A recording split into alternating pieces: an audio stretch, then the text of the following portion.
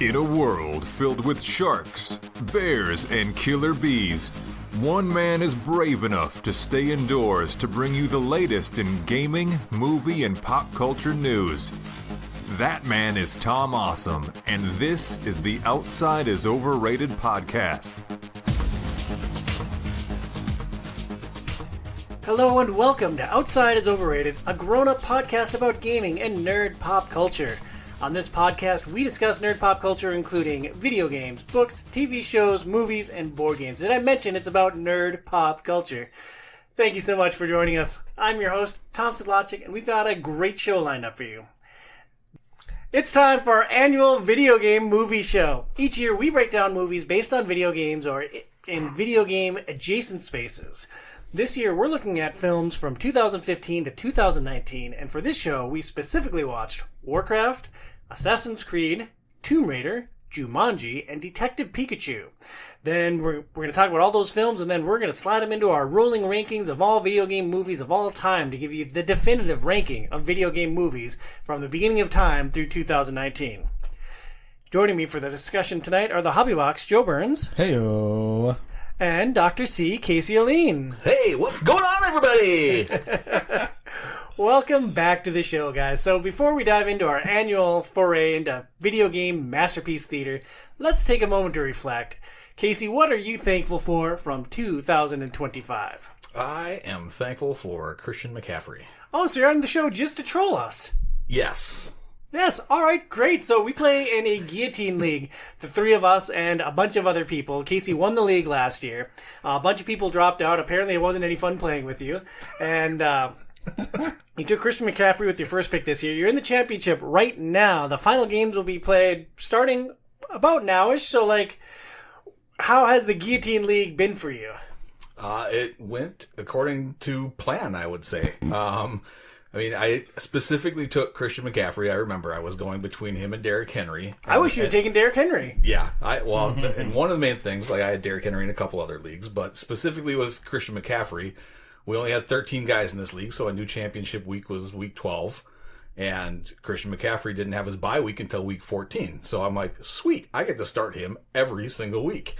And thank God he didn't get hurt, and he has been an absolute stud this year. And pretty much is one of the main reasons he carried me all the way to where I am now. Yeah, I took Justin Jefferson with my first pick. That was a lot of fun. Bernsey, you run this guillotine league.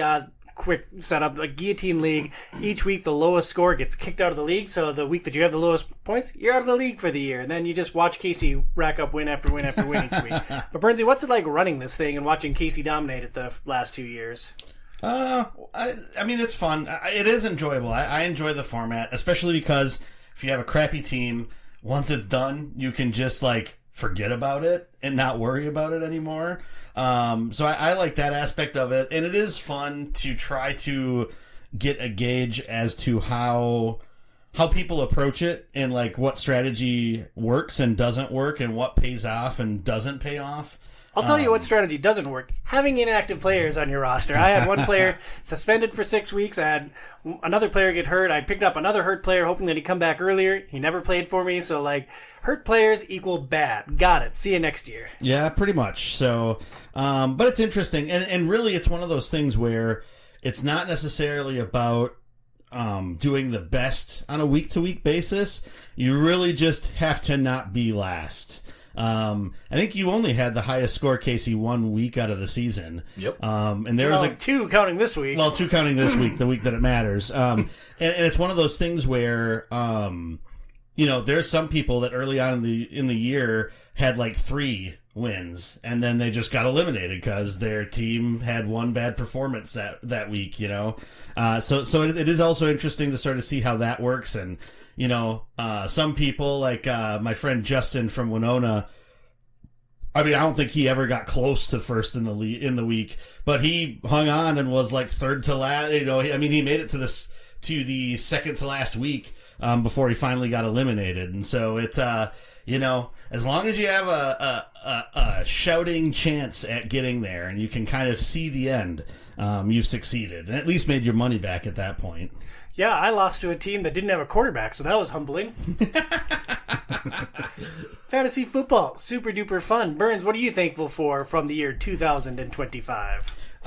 So I'm thankful for the status quo, because as the craziness of everything that's been happening this year continues to happen, it is nice to have the stuff that you regularly do to be just sort of like, yeah, the whole world isn't effing crazy, because at least I'm recording the podcast with Tom, or I'm glad I can bring this joy into your life. Yep, or playing Frosthaven like I normally do, or have my regular D&D group, or the new D&D group that we started up. And so it's like, yeah, having like those things that you can like escape from the digital world and do in reality are super helpful, and I'm super thankful for something like that in a year like 2025.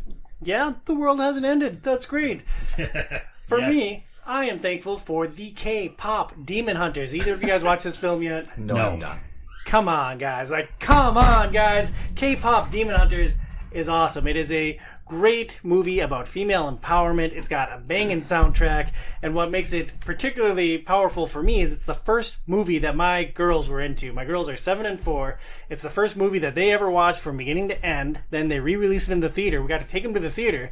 The last time we went to the theater, Super Mario Brothers. They made it to the opening credits, then we pieced out, and everyone else in my family took a dump in the movie theater. Literally everyone but me. In the bathroom at the movie theater. Not like you said in the theater, so it's like they just drop trow like right at their seat and just like. Logic family tradition. You don't know how the Sidlogic family rolls, Burns. It's true. I'm assuming and hoping that it was in the bathroom. No comment. But K-pop Demon Hunters, I love how it brought my girls into a media, and it's a lot of fun. I've seen the movie at least 6 times. I've listened to it probably a dozen times on the drives to and from places, because it's what they like to have on their tablets in the car. It hasn't gotten old for me yet. So K-pop Demon Hunters is great, and you guys should watch it. Oh, that's good. You'll have to do a show on it, then I'll watch it. Yeah, so movie of the year This is like Blade Runner. Movie of the year is K-pop Demon Hunters with a bullet. It's not even close. Burns, what is the 2025 game of the year? I have no clue. Oh, good. I mean, it's like when I look at the games that are like nominated around the world for like Game of the Year or getting awards and stuff like that. It's like of them, I've played 3 of them.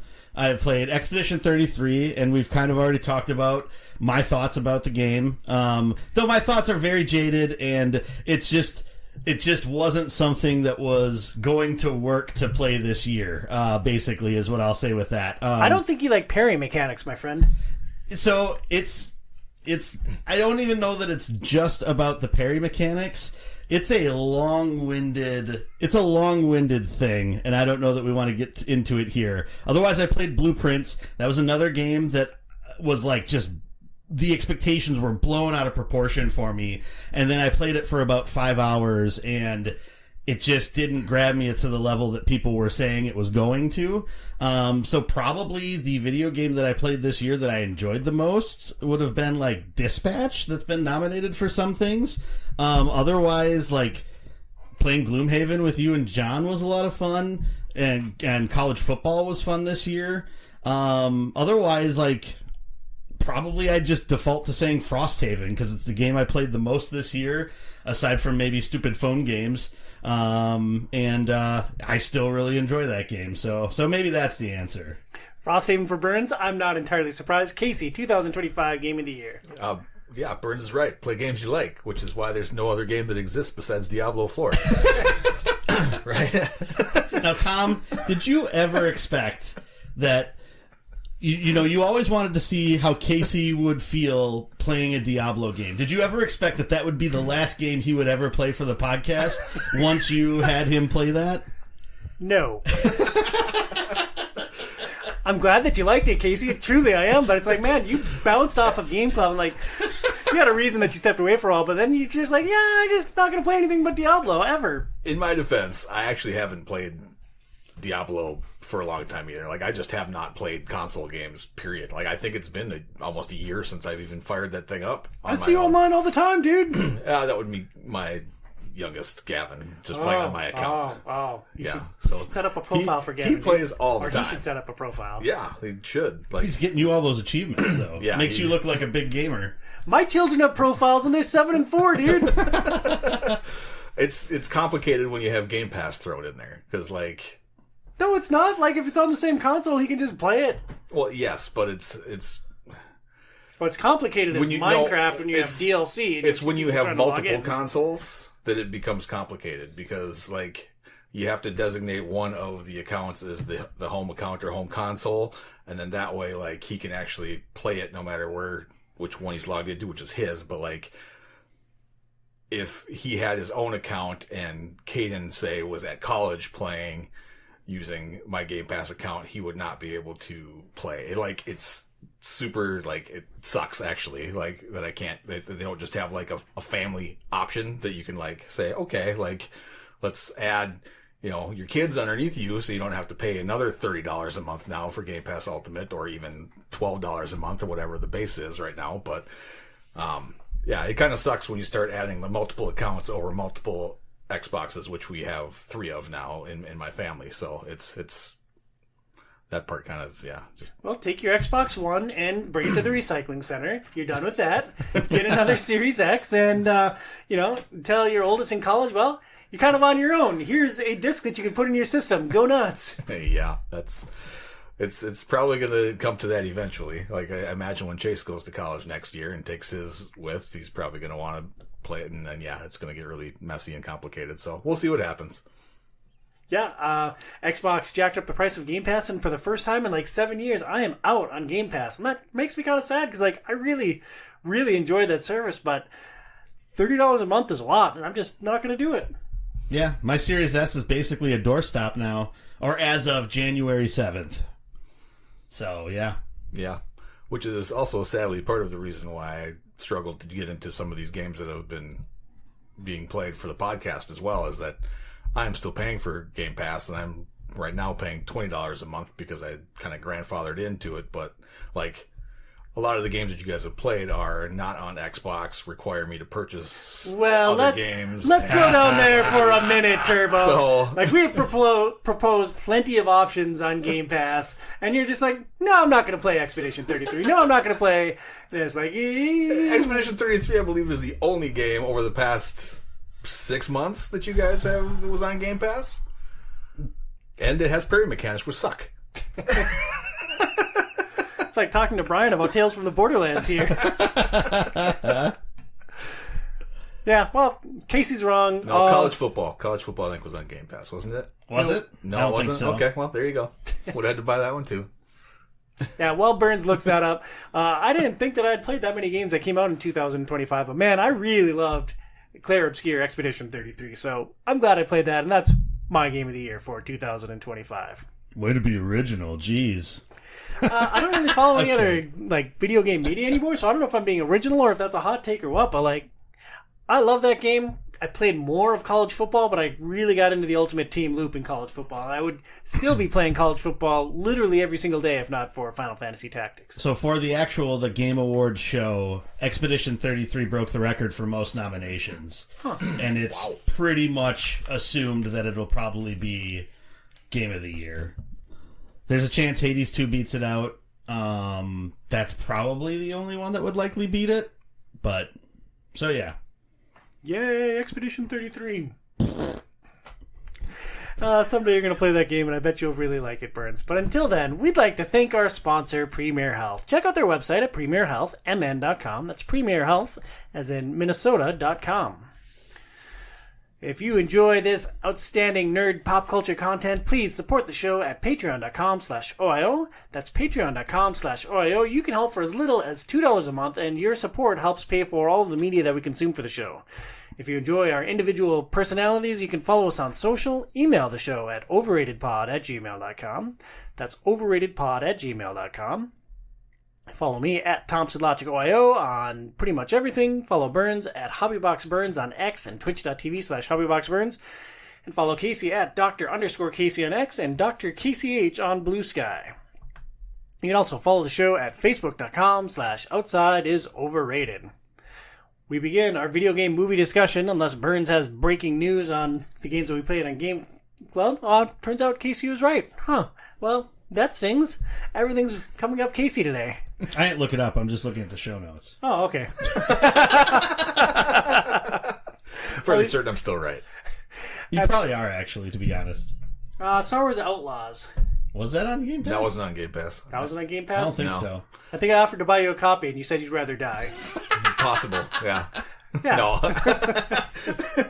There you go. We begin this year's discussion on video game movies with the timeless classic Warcraft. I almost choked to death saying timeless classic with this film. Released in 2016, Warcraft was written by Charles Levitt and director Duncan Jones. Levitt has 10 writing credits, notably including Blood Diamond in 2006 and The Express in 2008.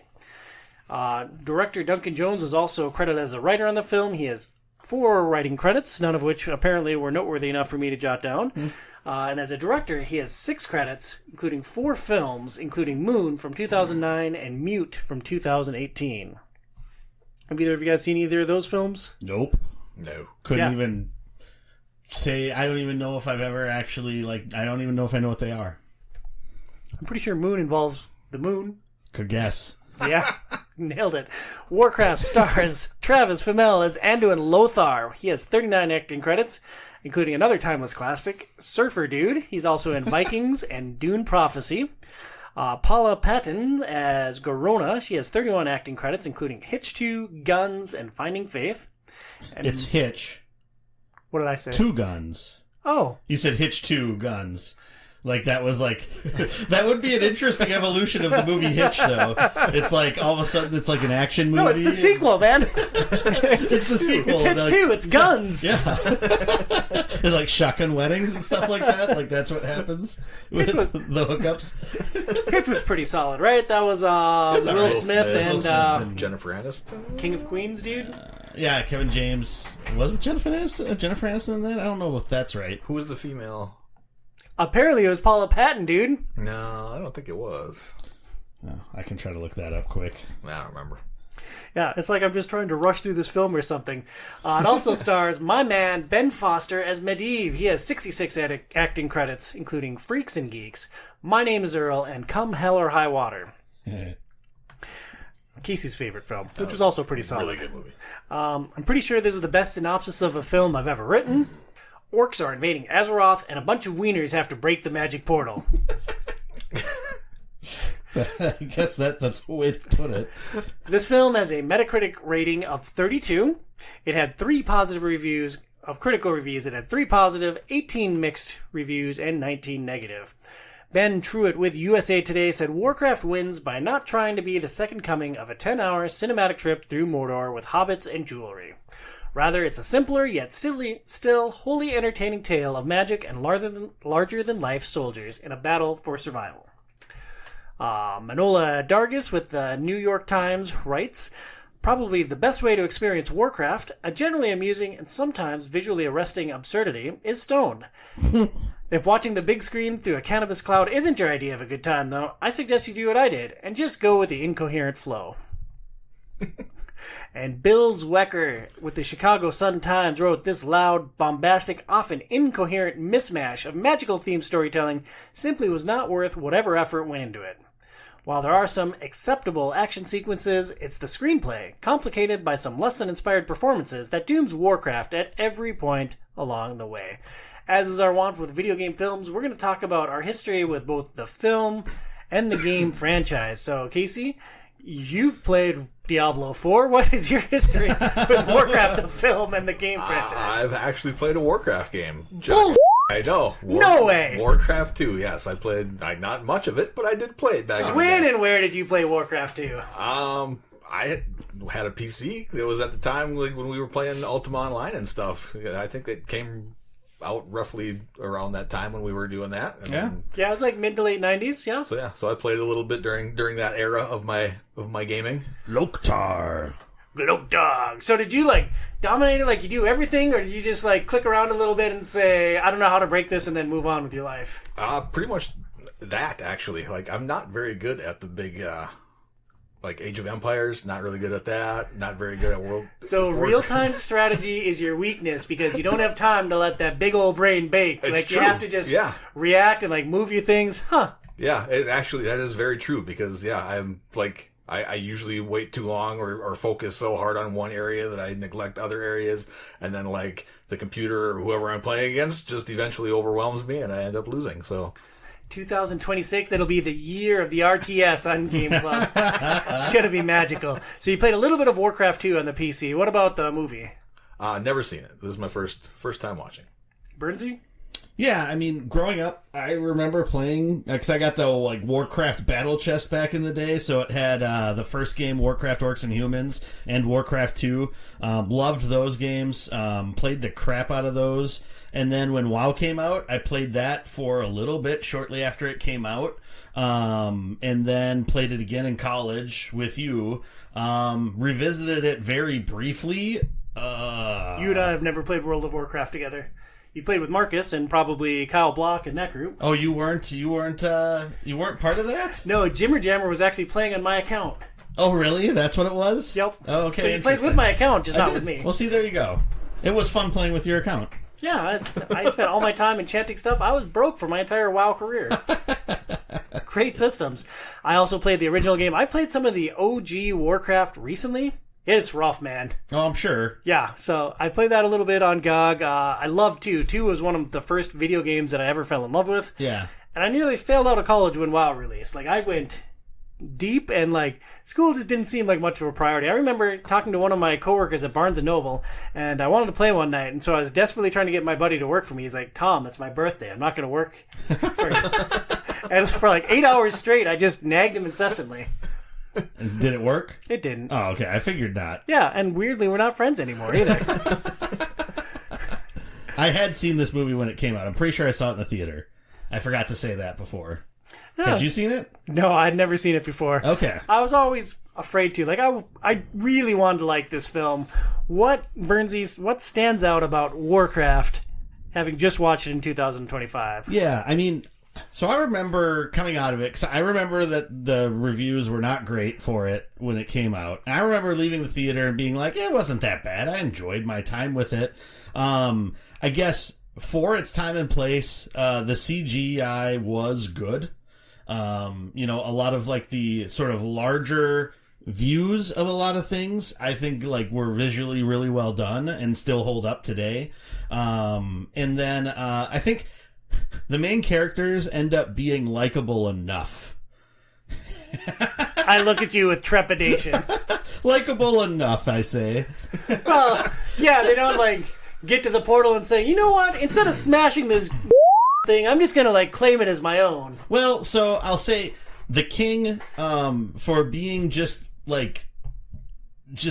so dumb for like most of the movie, has like the bit of redemption and like the one little like twist that happens in the movie. It's like I didn't really expect that coming from the king's character. And Garona, I think was an interesting character. I'm not going to remember anybody else's name because they barely ever said it in the movie, so I don't remember who they are, even though I looked at the X-ray on Amazon to like remind myself of who they are. The main character guy that you follow for most of the movie is relatively forgettable. It's like, how hard can we try to make someone Strider without it being Strider? And it's like, yeah, that just doesn't work. Here's the exact note that I wrote down about humans. All the humans look like wieners.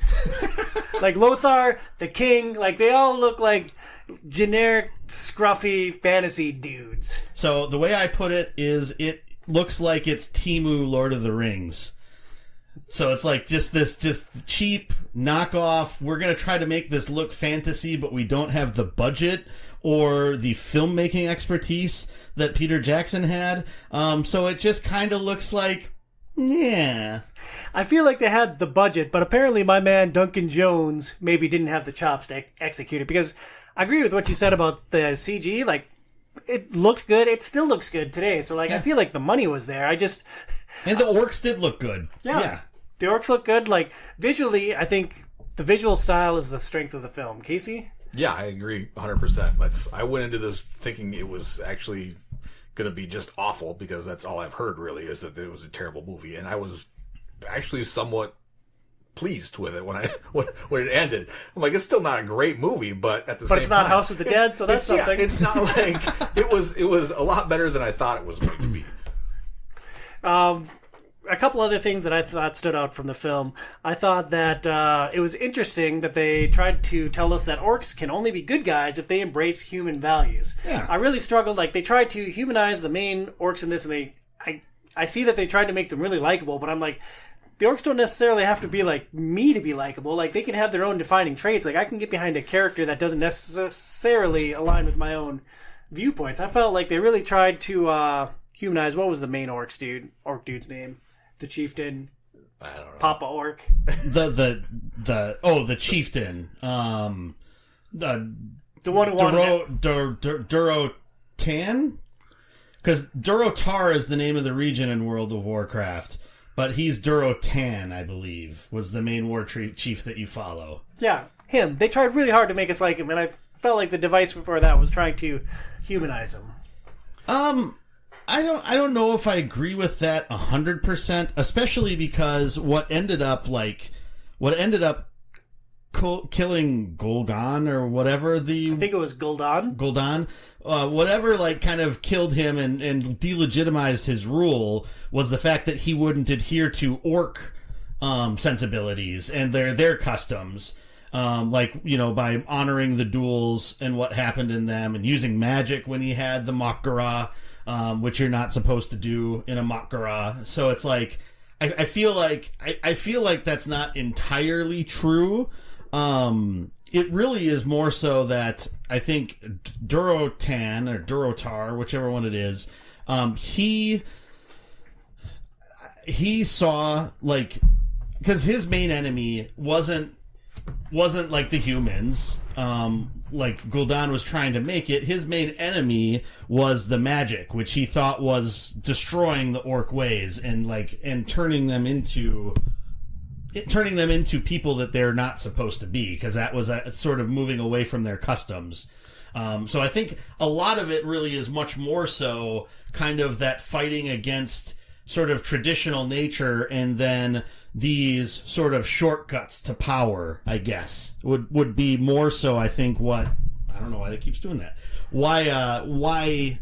I think that was more so what they were trying to do. Now, granted, I do think that I see where you're coming from, and that it's like, oh, well, he has to basically act like humans and be civilized in order for them to be able to be accepted by the humans.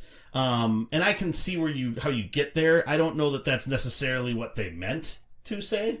But, I don't know that they're the greatest filmmakers or writers, so that's probably how they ended up there.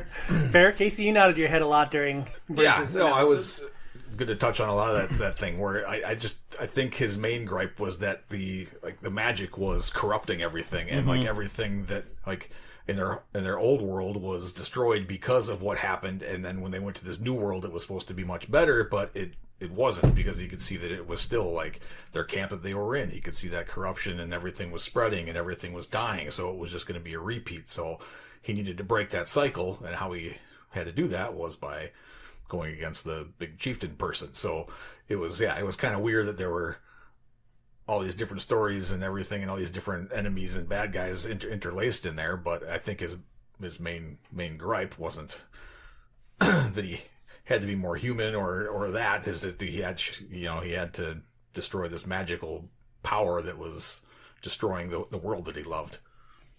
And just think how it would have invalidated all the games if it's oh, now the orcs are just happy with the humans and they live in one happy united Azeroth. It sounds awesome. So I think we're all on Team Orc. All right. I also noted that an orc can be accepted if she looks like a hot human woman. Yeah. I mean, what's wrong with that? I'm kidding. Well, did they, because I looked, after I saw that, I looked it up, the characters and stuff like that, and her last name is Half Orc or something. It actually says, Half Orcan is her last name. Did they actually, I don't remember this, but did they get into her backstory at all in the beginning, or did they just, she's half orc and half raid? So I'm assuming by her last name she's half-orc, which is why she has more of the human characteristics, but they never actually touched on that in the movie as far as I know. They mentioned it a little bit. There's one offhanded comment that I think Gul'dan makes early in the movie when she's like chained up and they're walking somewhere. That's part of it. And then Medivh is like talking about his travels and like he alludes to falling in love with an orc. Yeah, it's very heavily implied that he was her father. Yeah, well, that doesn't bode particularly well for her. Wow. Yeah. They didn't outright say it, but I'm pretty sure that's what he was trying to say. Interesting. I missed that. Yeah. Yeah. How did you miss that? This is such You a would- well-written masterpiece. So much great dialogue in this film that I can't believe I missed the one important piece. Well, let me put it this way. I was so desperately through the first half of this movie trying to figure out what anything of what was going on that I was like laser focused on anything that they were saying in it.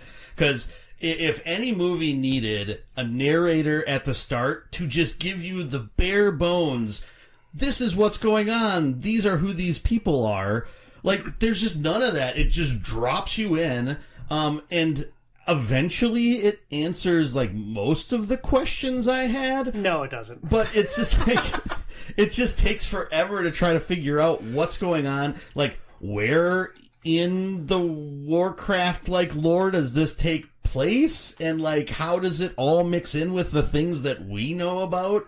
Like, now with all the games and stuff like that, like it just was, it made no sense. And like, there's even like fan service that could have tied that together. Like, the first two games, each mission opens with a narrator like setting the scene. Like, here's what's going on. Here's what you're trying to do. Here's who the bad guys are. It's like it would have been relatively easy. Also, like the opening sequence is that cool fight scene between a human and an orc, like in a desert. Yeah. And they never go back to it. Like the whole film, I'm like, oh cool, when are we going to get to like this duel? Never! The answer is never! So where does this film struggle? We covered that as like Temu, Lord of the Rings. Like, Casey, were you super invested in the love story? Like, no, like that's, aside from other stuff, it just felt like it was completely out of place and unnecessary for the direction, if there was, a major direction of this film. And I got the feeling like it was maybe something that they were going to expand on, and like they needed some of that, like at the very end, how things kind of shook out. I think it was something where they're like prepping it up possibly for a future movie or something like that, like just to like make this story maybe somewhat more interesting. But it just felt completely out of place and unnecessary for this particular film. I want to know the exact name of the analyst who read this script, looked at the history of video game movies, and thought, you know what? We're going to get 3 out of this sumbee. We're playing the long game here, dude. Like, well, what they probably were doing is they were looking at it, and it's like, this game has how many millions of subscribers, and they're devoted to this series, and so it's like, okay, yeah, we'll print money with all those people coming to watch this movie. And I really don't think they did. I don't think they did either, because the movie was kind of a turd. Yeah, it was. Casey, is this a film that you enjoy in 2025? No. Like I said, it was better than I thought it would be, but it's not something that I ever need to watch again. Burnsy? No, I actually liked it a lot less this time than I did the first time I watched it. Feel free to not answer this, but were you like in that cannabis cloud the first time? No. It's all right if you weren't. No judgment. No, I Statute of limitations is gone. Well, actually, yeah, no. There's no way I was. I would have been living in Dallas at the time. I'm guessing. I know I saw it in the theater. I can't remember who I went with. But I'm pretty sure it would have been with some friends from work that played Warcraft.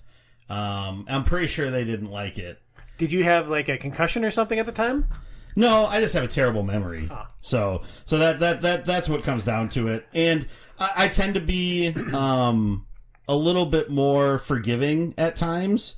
Okay, that's right. So the movie had $160 million budget. It made $47 million domestically.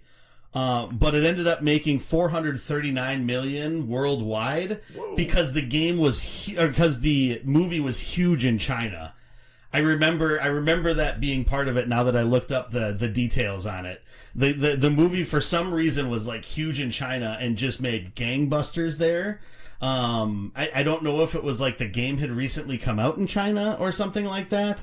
But yeah, I do remember that being part of the history of it. So they actually did make a good amount of money off of it eventually. But yeah, it did very poorly in the US.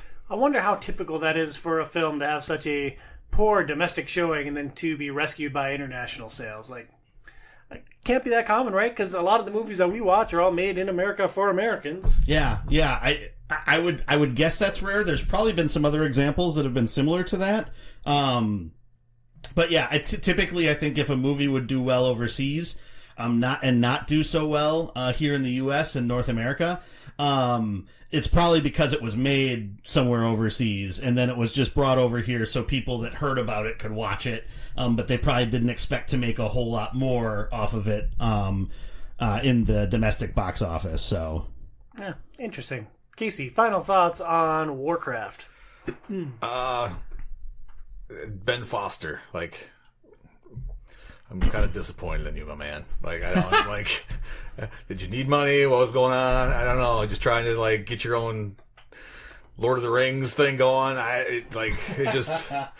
He's so good in so much that he does, and this just like it seemed like a way that just looking to grab a quick buck or something. I don't know. I probably would have done it for the movie or for the money too. Bernsey, final thoughts on Warcraft? Yeah, I thought for all these years that people were overly harsh on it, but now it turns out I was wrong. And main female lead of Hitch was Eva Mendes. You see how I could kind of, Yeah, she looks very much like Jennifer Aniston. You know who I was thinking? Not to sound, I was thinking Jennifer Lopez, not Jennifer Aniston. I mean, that's a little bit more in the ballpark. Yes, that's who I was thinking, Jennifer Lopez, and I said Jennifer Aniston. My bad. Great. My final thought on Warcraft, I wish it had been like a war movie and not a destroy the portal / who's the bad guy movie. Like, it just, yeah. I feel like it could have been closer to what the original game was and not like this fantasy epic trying to kind of do what the original games, the RTS games did, plus do what World of Warcraft did. It's like, it kind of felt in the middle and just lost. Well, and it feels like they really wanted it to be like, it does feel like they wanted this to be the first of multiple movies, and also that they wanted this to be like the precursor to like all of the Warcraft lore. Because I think in all of the games, like, it's already, like, the war's already been happening, or the orcs had just shown up. You don't really get some of the political intrigue that's the background of that, so maybe that's where they had the idea to start with. But, yeah, it didn't work. Yep. That was Warcraft. Before we move on to our next film, I want to express a little bit of gratitude as we approach the end of the year. A podcast is a lot of work. I couldn't do it without my friends, my family, and our generous supporters. Before we discuss the other films, I'm going to acknowledge some of the contributions that make the show possible. First, there's our corporate sponsor, Doctors Brian and Kelsey Camille at Premier Health. Thank you, Brian. Thank you, Kelsey, for supporting the show. Please check out their website at premierhealthmn.com. That's premierhealthmn as in Minnesota.com. And then there are all the outstanding co-hosts who volunteer their time and energy for the show. We have a great crew who breaks down video games every month. Casey, I'm not going to mention your name here anymore, dude. So no thank you to Casey.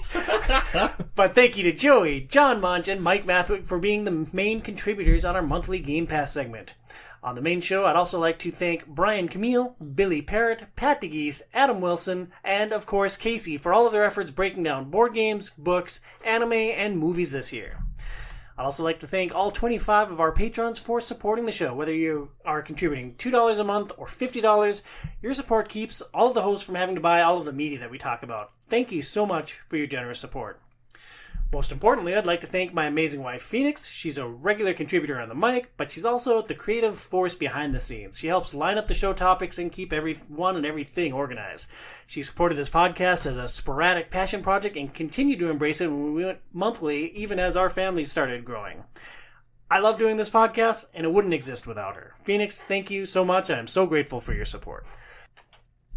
And finally, thank you to everyone listening to the show right now. Thank you for spending some time with us. I hope you find us entertaining, and I invite you to join the OiO community as either a patron or a Discord member. You can shoot me a note at overratedpod@gmail.com for an invite to either community, and if you have any feedback about the show. With all of our warm, mushy feelings out of the way, we're going to talk about another absolute cinematic banger, Assassin's Creed. AC released in 2016. It was written by Michael Leslie, who has 11 writing credits, including Hamlet, Macbeth, and Now You See Me, Now You Don't. I don't know. I thought William Shakespeare wrote those first ones. Nope. Michael Leslie. According to IMDb, man, it's science. Also, the writing billing was Adam Cooper. He has 10 writing credits, including Accepted, Transporter Refueled, and the Divergent series Allegiant film. And Bill Collage. Collage, probably. Bill Collage. He has 14 writing credits, largely the same as Adam Cooper. That's a very interesting mix of movies.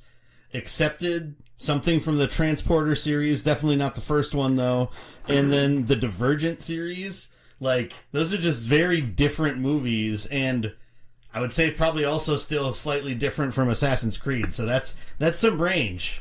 I enjoyed one of those films. I like Accepted, man. Accepted's great. Yeah, ask me about my wiener. Do the little dangly hand with me, Burns. Ask me about my wiener. The sandwiches? Sandwiches? I don't remember those. Yeah, the Southampton Institute of Technology, and then they wanted to make the mascot the sandwiches. And they're like, really? The sandwiches? Oh, it's been a long time since I watched that film. I It's a desperately classic. need to get back to it. This film was directed by Justin Kurzel. He has 13 directing credits, including Snowtown, Macbeth, and The Order. Just of note, he did Macbeth with both Fassbender and co-star Marion Cotillard. Cotillard. I was close. You're close. Yeah. So the two main stars were also in Macbeth with the director.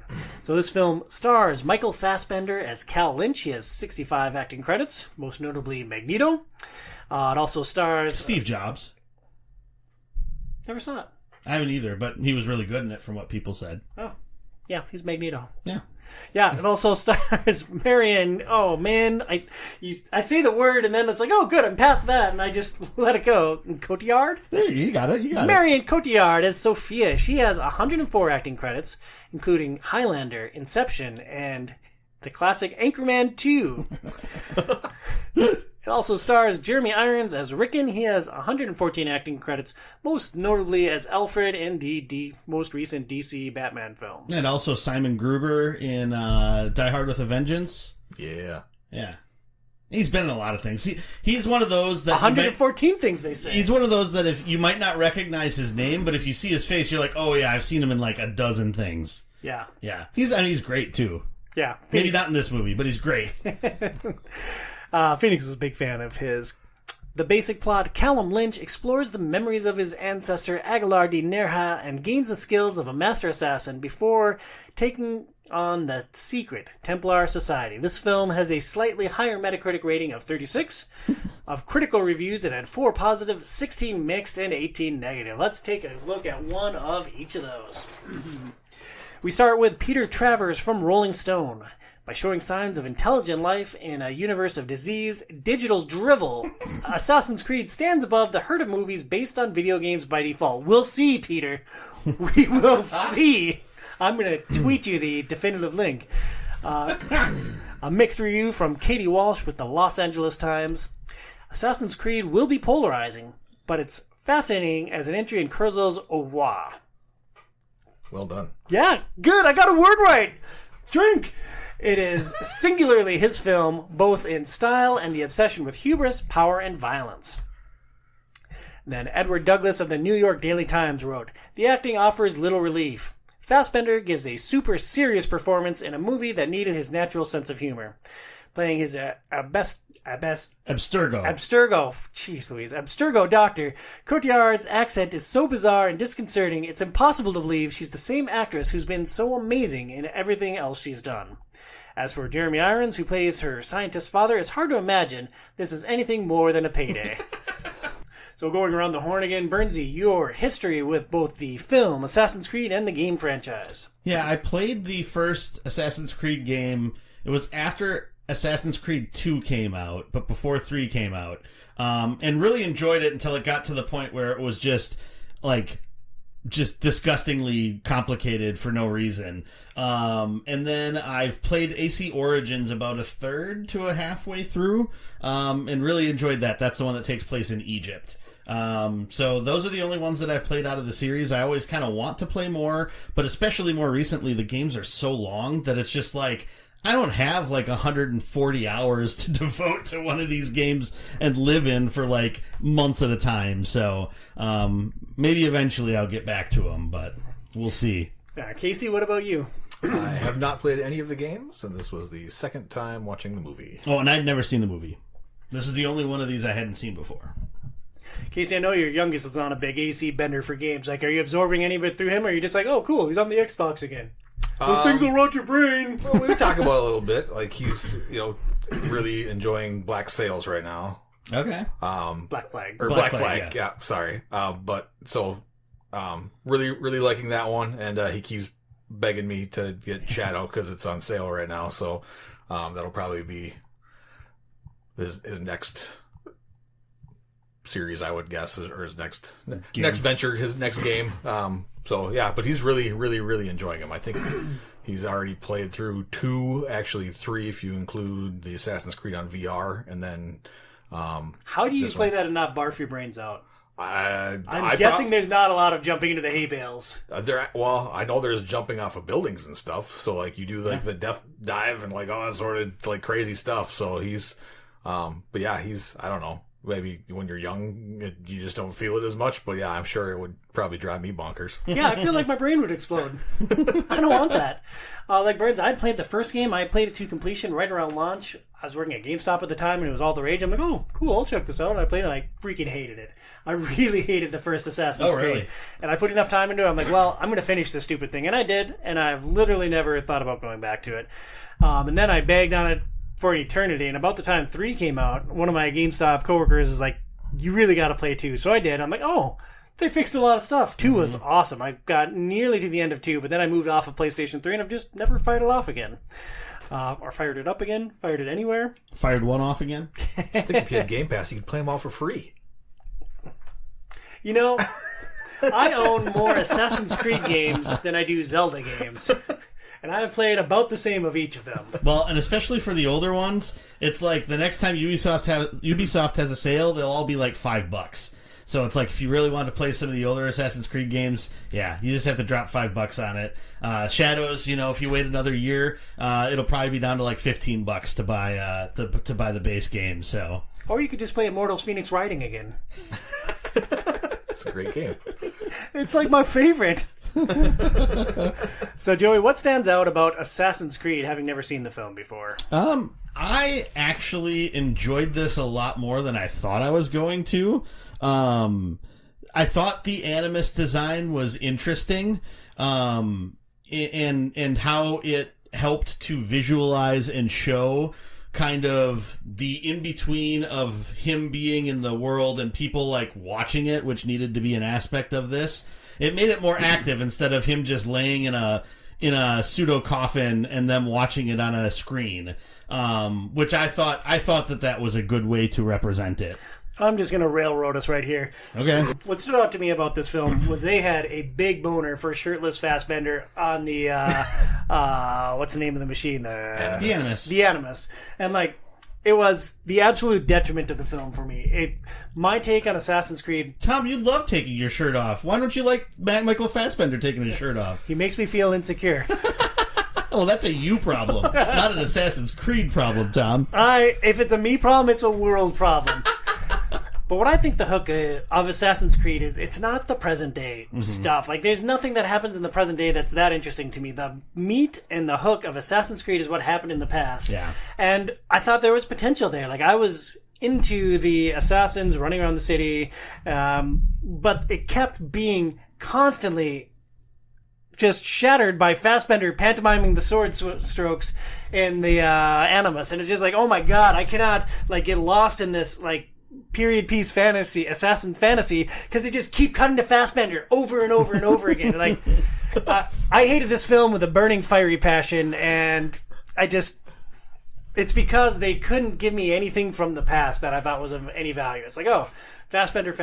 They should have just had him running around in the assassin's outfit, doing all the assassin stuff in the assassin era. Problem solved.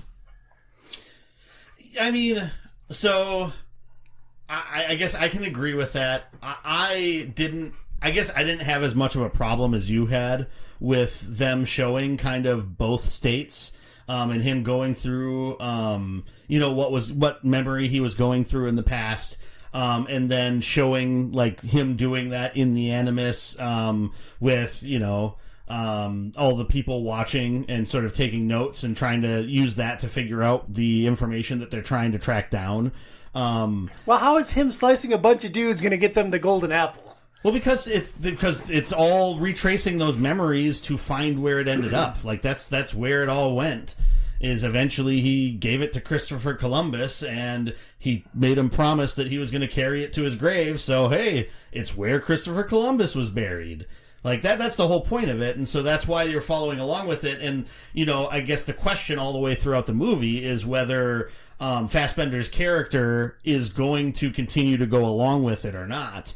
And so I think that's what builds some of that tension as to whether is he really going to continue and carry forward with this, or is he eventually going to maybe wise up to the fact that there was a reason why the person, his ancestor that he's reliving life through, was going to the lengths that he went to not have this happen, and all the other assassins dying around him to try to protect this thing from them, right?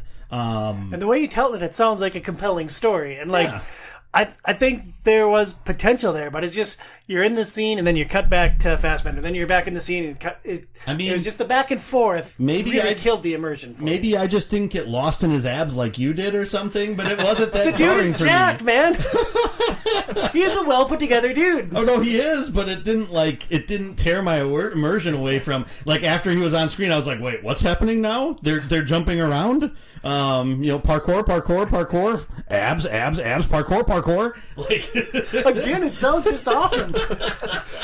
I also struggled with the Animus being like Dr. Octopus's arm impaling him through the back. Like, I just wanted him to lie on the dumb bed See, I think visually it made it much more interesting, and it made it much more active for them to be just watching him relive it through like this hologram, like he's on like the holodeck in Star Trek, as opposed to just watching on a screen while he's laying in on a bed or something like that. So I really liked that decision, because it just made it much more interesting to watch that aspect of it. I don't necessarily disagree with you, though, that having so much of a focus on the present day when the games really don't do that as much, I don't necessarily agree. I agree with you that I don't think that was necessarily a great decision. And we are on very opposite ends of our takes on those action sequences. So, Casey, you're still here. What do you think? I am right down the middle, because here's what happened. So I've seen this movie twice, as we know, okay? The first time I watched it, I have zero background and zero knowledge of Assassin's Creed. So I'm like, what in the world is going on? Like, it's like you. Like, I'm like, why are they keep going back to this future thing? Like, for me, I didn't even know that existed in the games. Like, I didn't know the Animus was a thing. Yeah. I didn't know about the corporation or anything like that. I'm like, for all I knew, it was just like these cool assassins running around in, like, ancient times doing cool assassin stuff, right? Like, I thought that was the entirety of the game. I'm like, why aren't they doing that? Like, what is this? So, like, I thought this was just like a manufactured thing for the movie, and I was like, this is the stupidest thing I've ever seen in my life, right? So the second time I'm watching it, and I'm watching it with my son Gavin, who's now played all these Assassin's Creed games, and he's like, well, yeah, Dad, that's what it is. It's like, you go into the Animus, and then, like, you go back into time, and you have to, like, complete these tasks and stuff like this to, like, get different skills from the different assassins that you're actually being, or like in here, like going to get the apple, like finding information and all this stuff and stuff, like putting together clues. And I'm like, okay, I get it. So, like, it was a totally different experience the second time I watched it. And, like, I didn't hate it near as much as I hated it the first time because I actually understood like what was going on. So I feel like, you know, if you actually have some background in the game, like they should have done maybe a little bit better job of explaining what in the world was going on, or otherwise it's just completely confusing and like made zero sense to me why they kept like attaching him to this thing. Like I get it, but like I just thought it was stupid because I'm like, well, I guess I didn't know. Like is that how the games are? Sure, I guess they were because I had never played it before, so it was just wholly confusing and stupid and like, yeah, second time, not so bad. But like Tom said, though, the games definitely were you're in the past first. Like, I don't remember how far it was into the first Assassin's Creed. Well, so it does a weird thing where usually in like the intro, it does like the weird Abstergo stuff. At least in Origins, I know it does. But then you're in the world for a while, and then all of a sudden, like, something will happen, like the assassin will get knocked out or whatever, and then you're in the, like, future, sort of seeing who it is that's actually going into the Animus from the future and stuff like that. Like, from the bit I've played of the AC games, current day or near future is like 5% of the games. Yes. It's a very minor part and not like the major focus. And maybe that's where I got so hung up on this film because I truly hated it.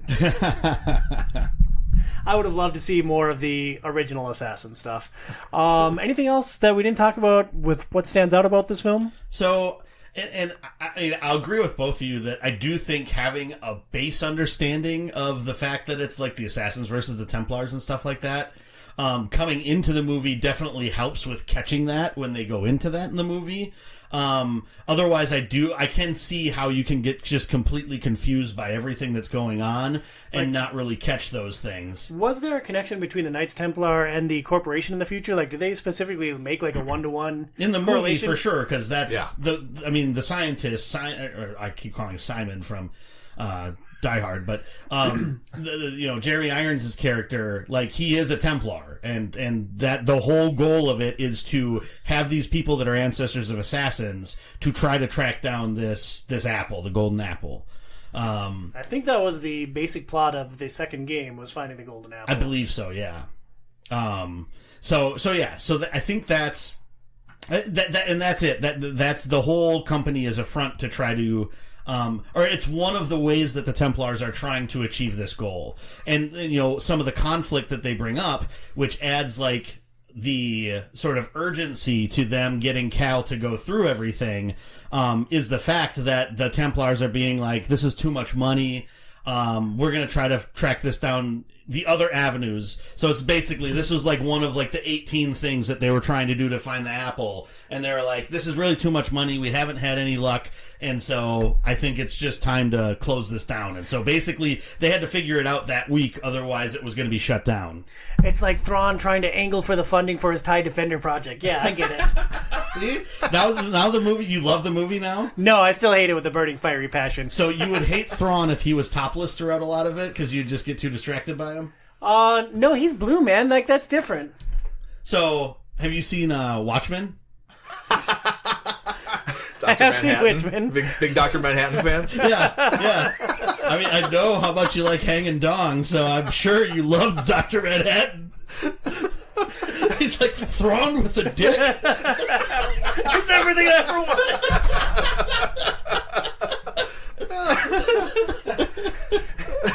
You guys have anything else nice to say about this film?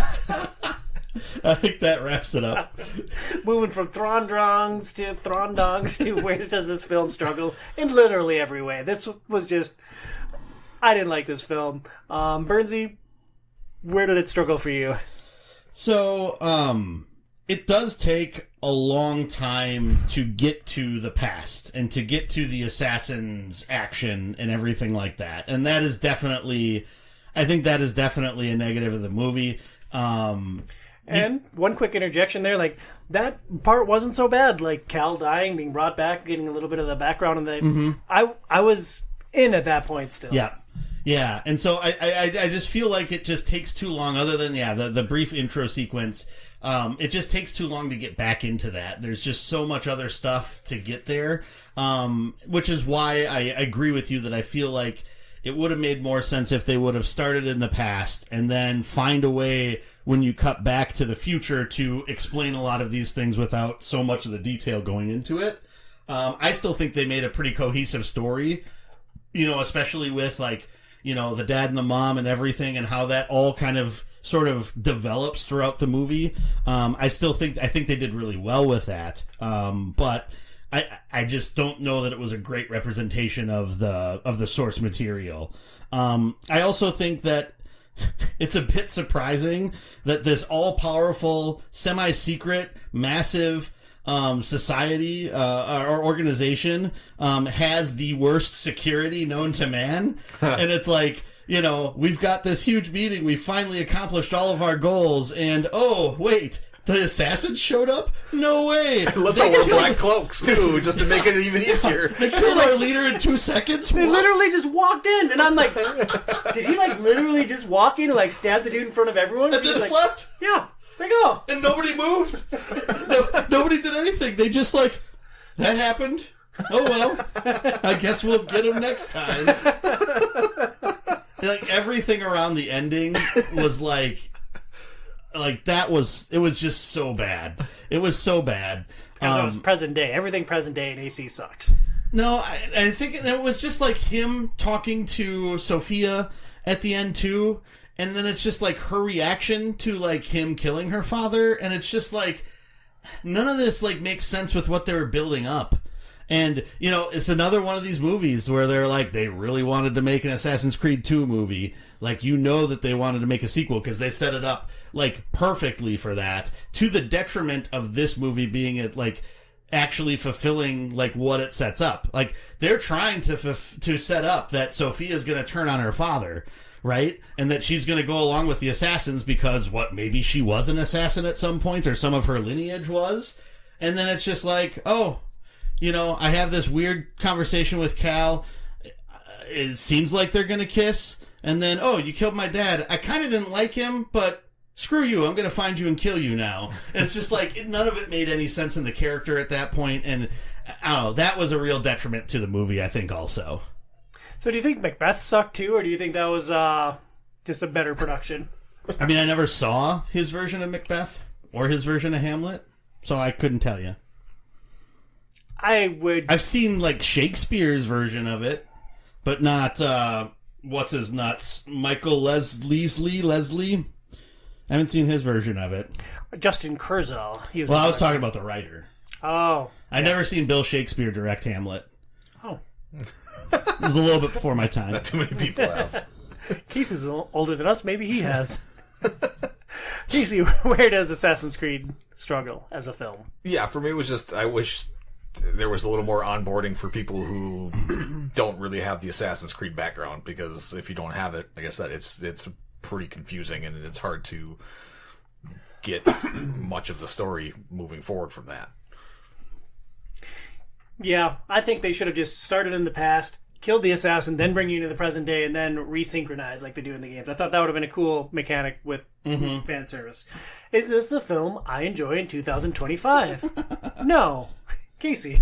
Yeah, I mean, it's like I said, it's the second time watching it with the actual. I think God, I talked to Gavin beforehand, and he filled me in on it as he was sitting there watching, and it opened my eyes a little bit. It was not near as bad as the first time.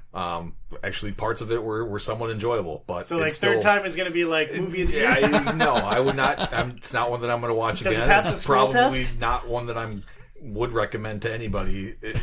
Unless maybe you're a giant Assassin's Creed fan. And even then, you probably wouldn't like it too much. Yeah. Bernsey, is this a film that you enjoyed in 2025? I surprisingly actually enjoyed it quite a bit. It's definitely not a perfect movie, and I've already kind of explained some of the reasons why I didn't like, or aspects that I didn't like of it. But, and who knows, in a year, I might completely forget what this movie was about and not think of it ever again, because I don't know how memorable it really was. It's just since I watched it recently, it's memorable now. But yeah, and also I'd agree with Casey. I don't know that anybody should go out of their way to watch it. It is interesting because I was looking at IMDb and the reviews, and a lot of recent reviews are kind of I don't know why people hated on this so much and rated it a 6 or a 7. You know, instead of like the 2s and 3s that a lot of people gave it. Yeah, a like long a 2 time or a before. 3 would be, that's just nerd rage at Yeah. something that didn't capture the magic of the game. Like, Yeah. I hated this film. I wouldn't give it a 2 or a 3. Like, I think 6 is about right. Which really, you know, rating it a 2 or a 3 is true to, like, if you were, you know, a fan of video games and hated a version of it, and it's just like, go onto Steam and be like, this is not the game that it used to be. This series is woke and ruined 0.0. I'm so touched that you're reading my reviews, dude. You know, in my limited AC experience, like, the meat is always in the past. Never once, when playing these games, have I ever wished they would cut to a shirtless dude mimicking my actions in the game. So, the movie just falls flat. Burns, final thought? No, I mean, I agree with you, as I mentioned before. I feel like it would have been more true to the series if they would have been in-game. And like you said, he desyncs, and then that's where you bring in all the background stuff. I think that would have been a better way to go about it. I bet that was in the original script, and someone was reading it like, I don't know what the hell is happening here. I don't understand this, so we're just going to start in the present day. Maybe, I don't know. I really get the feeling that, especially with like one of those reviews talking about like the director like they did, I get the sense that this is a video game movie where they wanted someone to come in that was a filmmaker and try to make a film of what this series represents. Like, I feel like that's almost what they wanted, is they wanted someone to come in and, you know, we want you to treat this and make this story into a phenomenal film. Yeah. Which they failed at, I think, also. Which but would explain why, you know, I mean, the actors that they got Yeah. in this movie are not, you know, Warcraft actors, right? Other than Ben Foster. But, like, they actually had a very good cast Yeah. for this film, and it just, it fell flat. Well, I'm guessing Ubisoft pumped a crap ton of money into that to try to land really recognizable actors and a very artistic filmmaker instead of Duncan Jones, who directed like 5 things in his life. 4 films, yeah. And what, some of those were even after Warcraft, so it's just like, okay, well, what did you actually do to deserve this? You Yeah, know? I don't know if an action franchise is necessarily the best fit for, like, filmmaking, though. Like, I don't think, like, you're going to get an artistic film out of an action franchise. They should have done Tactics. That would have been a gem. Michael Fassbender could have been Red Chocobo. Casey, your final thoughts on Assassin's Creed? Yeah, I wanted more Prince of Persia and less the final 2 seasons of Westworld. Yeah, good comparison with Prince of Persia, because, like, similar time frame, similar genre with an action film, like, enjoyable enough. Michael Fassbender Weegroff. Oh, not the last time through, man. I don't want to hate him. Next up, we are moving on to Tomb Raider.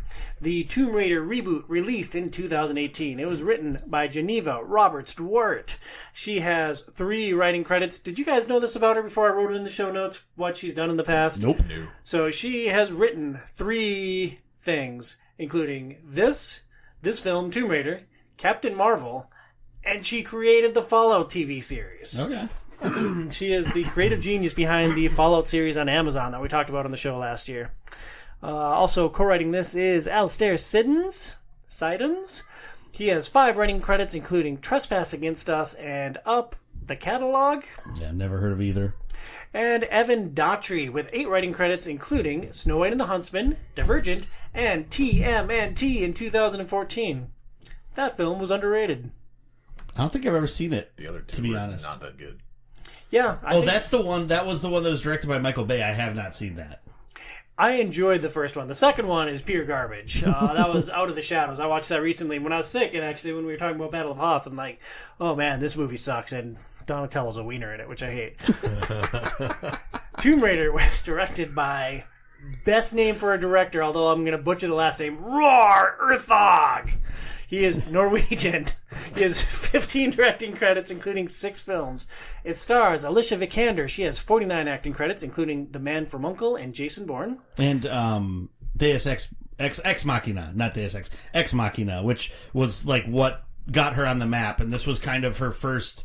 Well, I think she was in The Man from U.N.C.L.E. between that and this movie, but yeah, Ex Machina was like what put her on the map, basically. I have no idea what that is. Oscar Isaac was also in it. It's basically about a guy who creates like an AI android that goes rogue, kind of. Oh, is she the android? Yeah. Yeah, Awesome. no, she's really great in it. And that's a good movie. I think you'd like it, Tom. I will check it out. This film also, unfortunately, stars Dominic West with 71 acting credits, including Star Wars Episode 1, Chicago, and The Wire. You guys have any idea who he played in Star Wars Episode 1? I do not. No idea. Temple Guard. Oh my gosh. It also That's no wonder I didn't recognize it. Yeah, deep cut there. It also stars Walton Goggins with 107 acting credits, including Justified, Fallout, and Django Unchained. The basic premise of the film, Lara Croft, the fiercely independent daughter of a missing adventurer. That is movie marketing copy. I did not label her a fiercely independent daughter. Must push herself beyond her limits when she discovers the island where her father, Lord Richard Croft, disappeared. Metacritic ratings just keep ticking up. This one has 48. Just for reference, the other two were in 30s. Mortal Kombat, when we discussed that film in our first video game movie show, was a 44 on Metacritic. Cripes. This film had 15 positive critical reviews, 27 mixed, and 11 negative. Anthony Lane with The New Yorker wrote, "This movie is a smooch-free zone, and the arc described by its leading lady, proud and nerveless, is an elegant one. She starts by taking a punch to the face, without malice, from another woman, and at the climax delivers one herself, unmanning her male opponent with a decisive thump to the groin. If Lara Croft weren't already a role model, she is now, dude." Yikes. Miranda Sanchez at IGN writes, "Tomb Raider fails to develop interesting characters or motives, but at least offers viewers some fun action." And Brian Truitt at USA Today, and I believe this is somebody who wrote a positive review of Warcraft. He wrote, "Alicia Vikander worked herself into hard body shape for Tomb Raider, which by contrast is a flabby, lazy mess." Dude liked Warcraft and hated this film. Like, Brian Truitt, you are off the OiO Christmas card list. I'll start on this one with history with the film franchise and the game, or the film and the game franchise. I had watched this movie once before and I hated it. And I have played the rebooted Tomb Raider with sort of the remodeled Lara Croft body. That is the only Tomb Raider that I've ever played. Burnsy. Yeah, so I've seen this movie once before, and I actually really enjoyed it when I'd seen it. And then I remember playing Tomb Raider 1 and 2 as a kid. Like one of the more iconic like gaming moments that I remember is encountering the dinosaur in that game is just like, holy crap, and then you're like, holy crap, I gotta run away from this thing. So that's something that I still remember. But I only ever played those. I never played any of the remade rebooted ones that are more recent. The first one was really good. I played it around when Daisy was born, and it was very solid. Yeah, I've heard lots of good things, especially about the first one and the second one. The third one starts to veer a little bit off from what some people said, and I think that's kind of why there hasn't been another one. Is it all about her dad? Because like that's kind of a bummer. No. It's it just ends up being a lot more action oriented and like stealth oriented. Even though there's some of those elements in the first two rebooted ones too. I don't know. I that's the gist I got of it. I haven't played any of them, so I can't really tell you for sure. But Speaking of not playing games, Casey? Yeah, shocking. Haven't played it. And I've seen the movie twice. Rock and roll. So, Casey, what stands out about watching Tomb Raider for the second time? The acting was good. The story was just okay. So, like, the first... Okay seems like pretty good praise. Yeah, I mean, so... The first time I watched it, I think I enjoyed it a lot better. A lot more, I should say. I don't know if it was just the headspace I was in the second time I watched this, but like... Is it because you had to crush like 4 movies in a day because you forgot we were recording the show? No, I mean, I spaced them out enough where I gave each film its due time and enough to process what was going on. I just think that was it. Like, maybe the first time I watched it, it was just... I wasn't paying as close attention to it, whereas the second time I was having to watch it, to kind of dissect some of the stuff that was going on, and the more stuff that I dissected, the more I was like, I don't know if I like this movie anymore. it's a hard thing trying to watch things with a critical eye, right? Because like when I'm just like watching a movie for recreation with Phoenix, like I'm just running my mouth the whole time, and like I go along with the ride, and so I tend to enjoy a lot of movies because I don't think that deeply about them. But then we come on the show, and I'm like, oh, this is garbage. Bernsey, do you want to respond to Casey's thought or share what stands out to you? No, I mean, I would probably agree. I really like the acting. I thought Alicia Vikander is great as Lara Croft, and you know she does match like the rebooted Lara Croft. I mean, between the two different film franchises, they really chose leading ladies that fit the body type that they were going for. I think there is truth to that. I mean, Walton Goggins was fun in like a vaudeville villain sort of way. I wonder if he was in like this similar type of role now. I feel like he's maybe grown a little bit more of an actor and would have maybe even had a little bit more fun with it. And so yeah. And then it's always great to see Nick Frost in something. And he was good at what he did. And I think the set piece action scenes are pretty well done and are enjoyable. And like one that comes to mind is there's a scene with an airplane that's like right out of the rebooted game, and like they captured that really amazingly. That was a great scene in the film. It was well executed. I think it was too close to the game the first time I watched this movie through, and I'm like, oh, this isn't breaking any new ground. It kind of drove me crazy. But with years of separation, I enjoyed this film a lot more this second time. So where does it struggle? Want me to go? Yes. All right. So here was my issues with it the second time. I see you wrote a lot here. So I get this is supposed to be an origin story, but like as I was watching this, like everything was just so completely unbelievable. Like it starts with her in the MMA gym, like getting her butt kicked by another woman fighter in the gym, right? Like she's, you know, a nice beefy gal, but like she lost the fight, like got her butt kicked, right? I thought that was a cool start. Like I like that open. That gal should have been Tomb Raiding instead. It's a fine opening, right? But she lost. She lost this fight, right? Yeah. And then she goes and gets on her bike and like they do the rabbit chase, right? And I hated this with a burning fighting passion. Riding through the city, like escaping this pack of like 40 guys as a game, and then she ends up like hallucinating an image of her father, crashes, burns, gets arrested by the cops, right? So like the first two things we see of Lara Croft in this movie are her losing, right? And then as the movie develops, it's not like things get any easier, right? Like, go ahead. So I just on the bike chase thing and seeing her father. For some reason, when I saw that this time, all I could think of... You guys have seen Wayne's World, right? Oh, yeah. All I could think of is when she's looking at her she thinks her father is, all I could think is, "Hi, Wayne! Hi!" Because I just know she's going to smoke the car and just flip over. And that just, I don't know, broke the immersion a little bit, but it was funny for me. My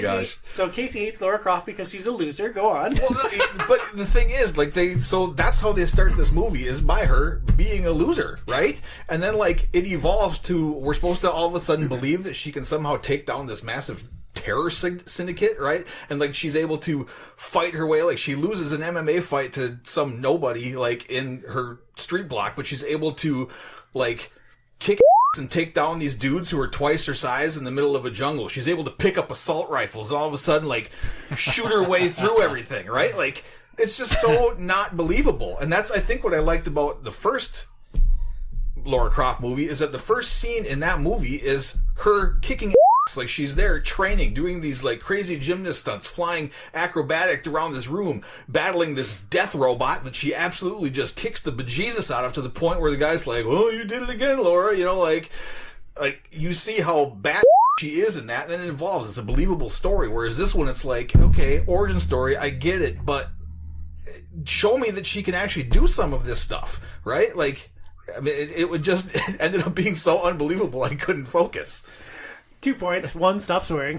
Number 2, Phoenix is right there with you with Laura's character in this one. She very much missed the established Laura that could handle things. Like, there's a scene where Laura's trying to find a boat captain in this film, the 2018 Tomb Raider, and she's basically a tourist. She doesn't speak the language. She's asking everyone for help, and some guys steal her backpack, and it's like, oh, well, I wish that Laura was a little bit more accomplished too. So, like, I'm with you. So, I get starting at a low point for a character and then seeing them overcome, but it's like, it's interesting that you point out that it's just loss, punch in the face, punch in the face, and then suddenly executing, like... Taking down the triads or whatever the heck they're called. The Trinity, right? Yeah. Like, there's this giant global organization full of, like, fully trained terrorists, and she's somehow able to overcome that and take them down, but she can't, like...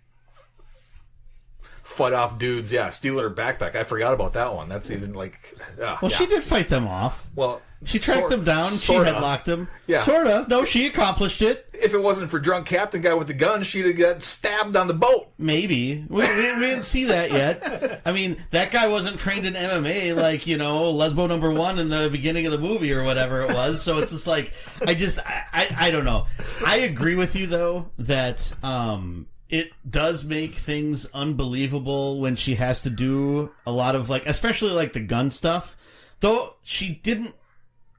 Did she really use a gun that much? She used the bow and arrow. Yeah. Yeah. Yeah, she could have ended the film 45 minutes earlier. Like, she's in the tent with Walton Goggins, just...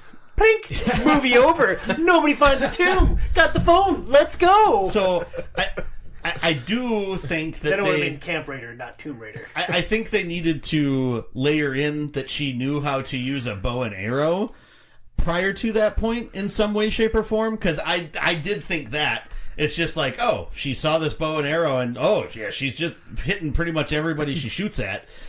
She missed the first 2 guys, and then after that it was like bam, bam, bam. Yeah, like Katniss Everdeen. One after the other after that, yeah. And they even did the thing, like, with the fingers a little bit, like Katniss does. Yep. She held it up straight up, but she, towards the person, she was like, but yeah. She also didn't really figure out any of the puzzle on her own. Like, I don't think that she's gone to college in this version, and, like, she's just a food delivery person, and, like, she finds the island, she finds everything by, like, reading her dad's notes. And Phoenix pointed out, like, oh, she just rode her dad's coattails the whole way, and that is one of my criticisms of this film, is she is so much of a daddy's girl. I don't get that she's this competent BA person that is capable of making a mark on the world.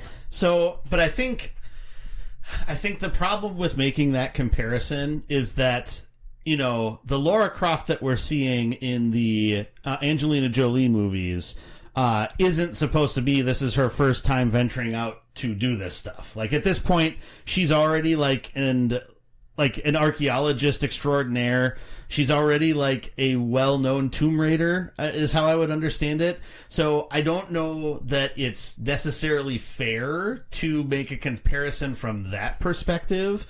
I personally enjoy seeing the growth. I do agree that I think some of it's a little unbelievable when it gets to that point. But there is something that makes it more interesting in the fact that, she's this person that's completely out of depth.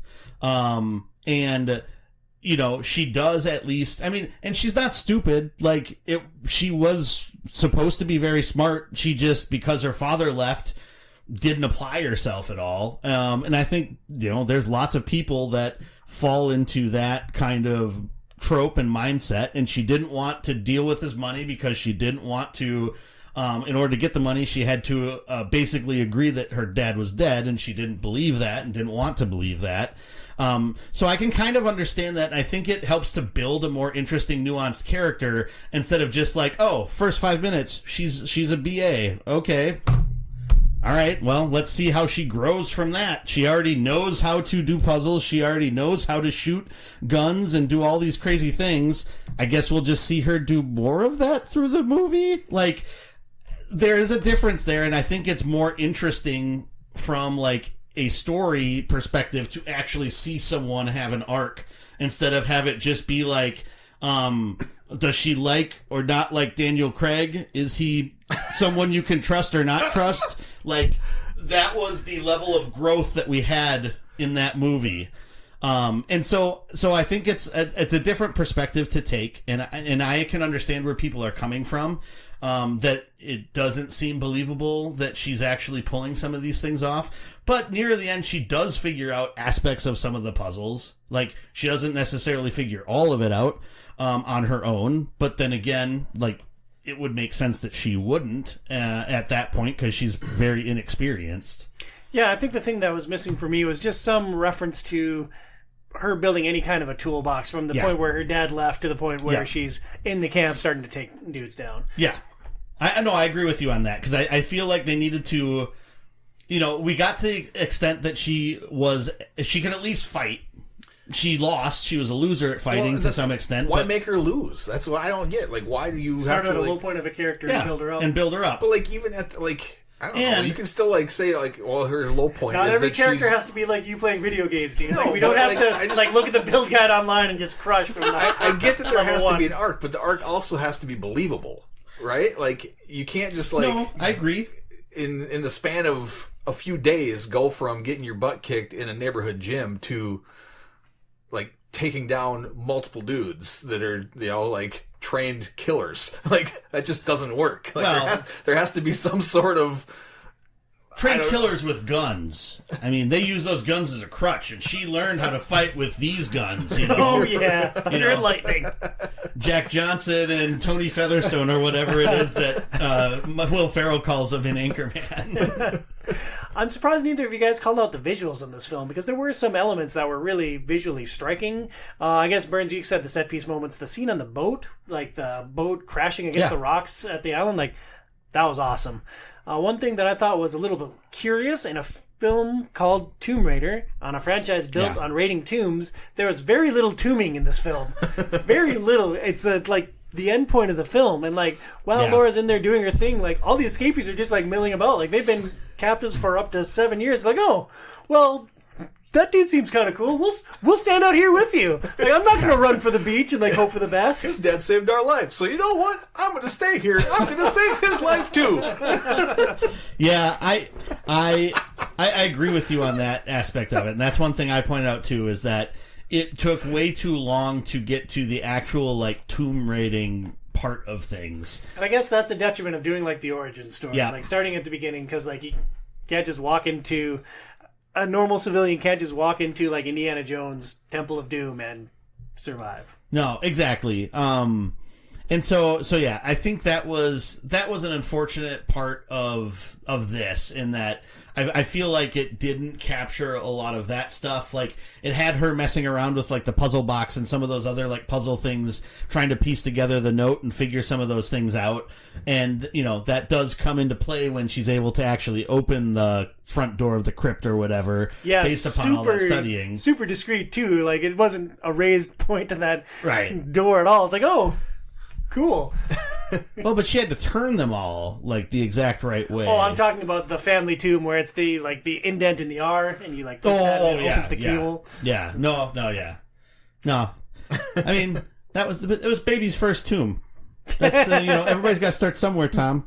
So yeah, I feel like that was something that it would have been nice if there would have been some thing that she had to explore and solve before she got to like that end part. Like if in order to try to track down a clue to get to the guy who had the boat or whatever, she had to do that. Or in order for them to go on the boat, she had to help him find something on some other island or something like that. Maybe would have been a little bit better way to go about it. So Burnsy, you had seen this film before. You didn't hate it. What do you think? Did you enjoy it this time in 2025? Yeah, I enjoyed it about equally to how I enjoyed it before. It's not going to ever be like my favorite movie. I don't know. Like, we're talking about, you mentioned the scroll test like with Casey before. It's like, I don't know if I was like flipping around on like Netflix or whatever, and I'd be this like, or Tubi in this case, and I'd just be like, oh yeah, Tomb Raider, I should watch that again. I probably wouldn't have watched it again if we didn't have a reason to do it. But I still think it was an enjoyable movie, and another movie that was really trying to set up a sequel and, failed, which is always fun to see. Yeah, it totally sucks. Actually, like, in spite of everything that I didn't like in this movie, it was still entertaining. Yeah. Like, it was fun. Like, it wasn't unbelievable. Yes. Entertaining, fun, like, visually, like, had some really good moments. Yeah, all that's very true. Like, it was still, like, I would give this probably like a 7.5 out of 10. Yeah, I hated it the first time I saw it with a burning, fiery passion. I'm like, this sucks. I'm never going to watch it again. Now, watching it again with more distance from playing the reboot, I really enjoyed it. And, like, not my favorite movie of all time, no, but, like, I really enjoyed it.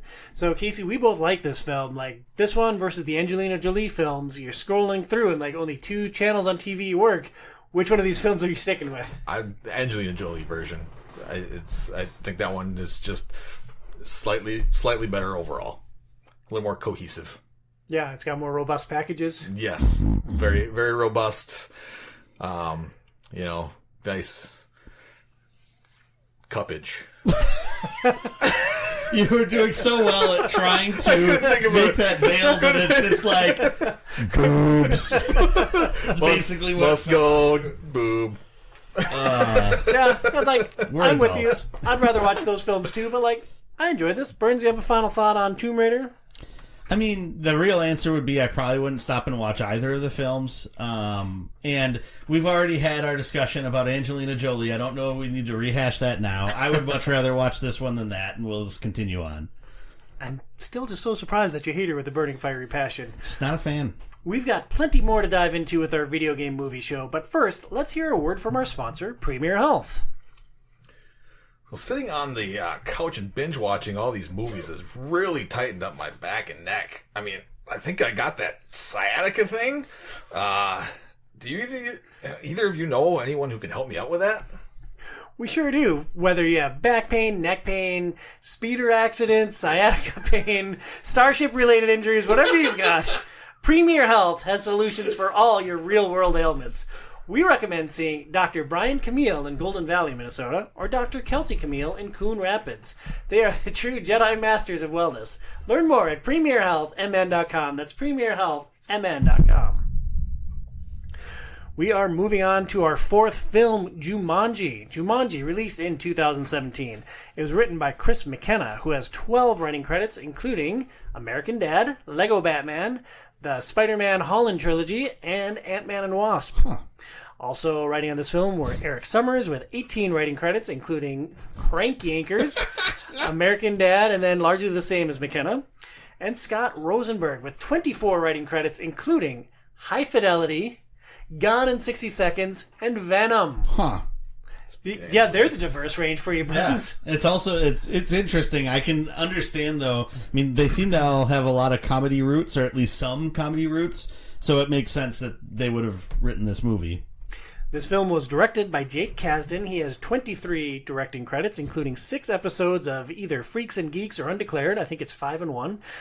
He also directed Walk Hard, The Dewey Cox Story, Bad Teacher, and Sex Tape.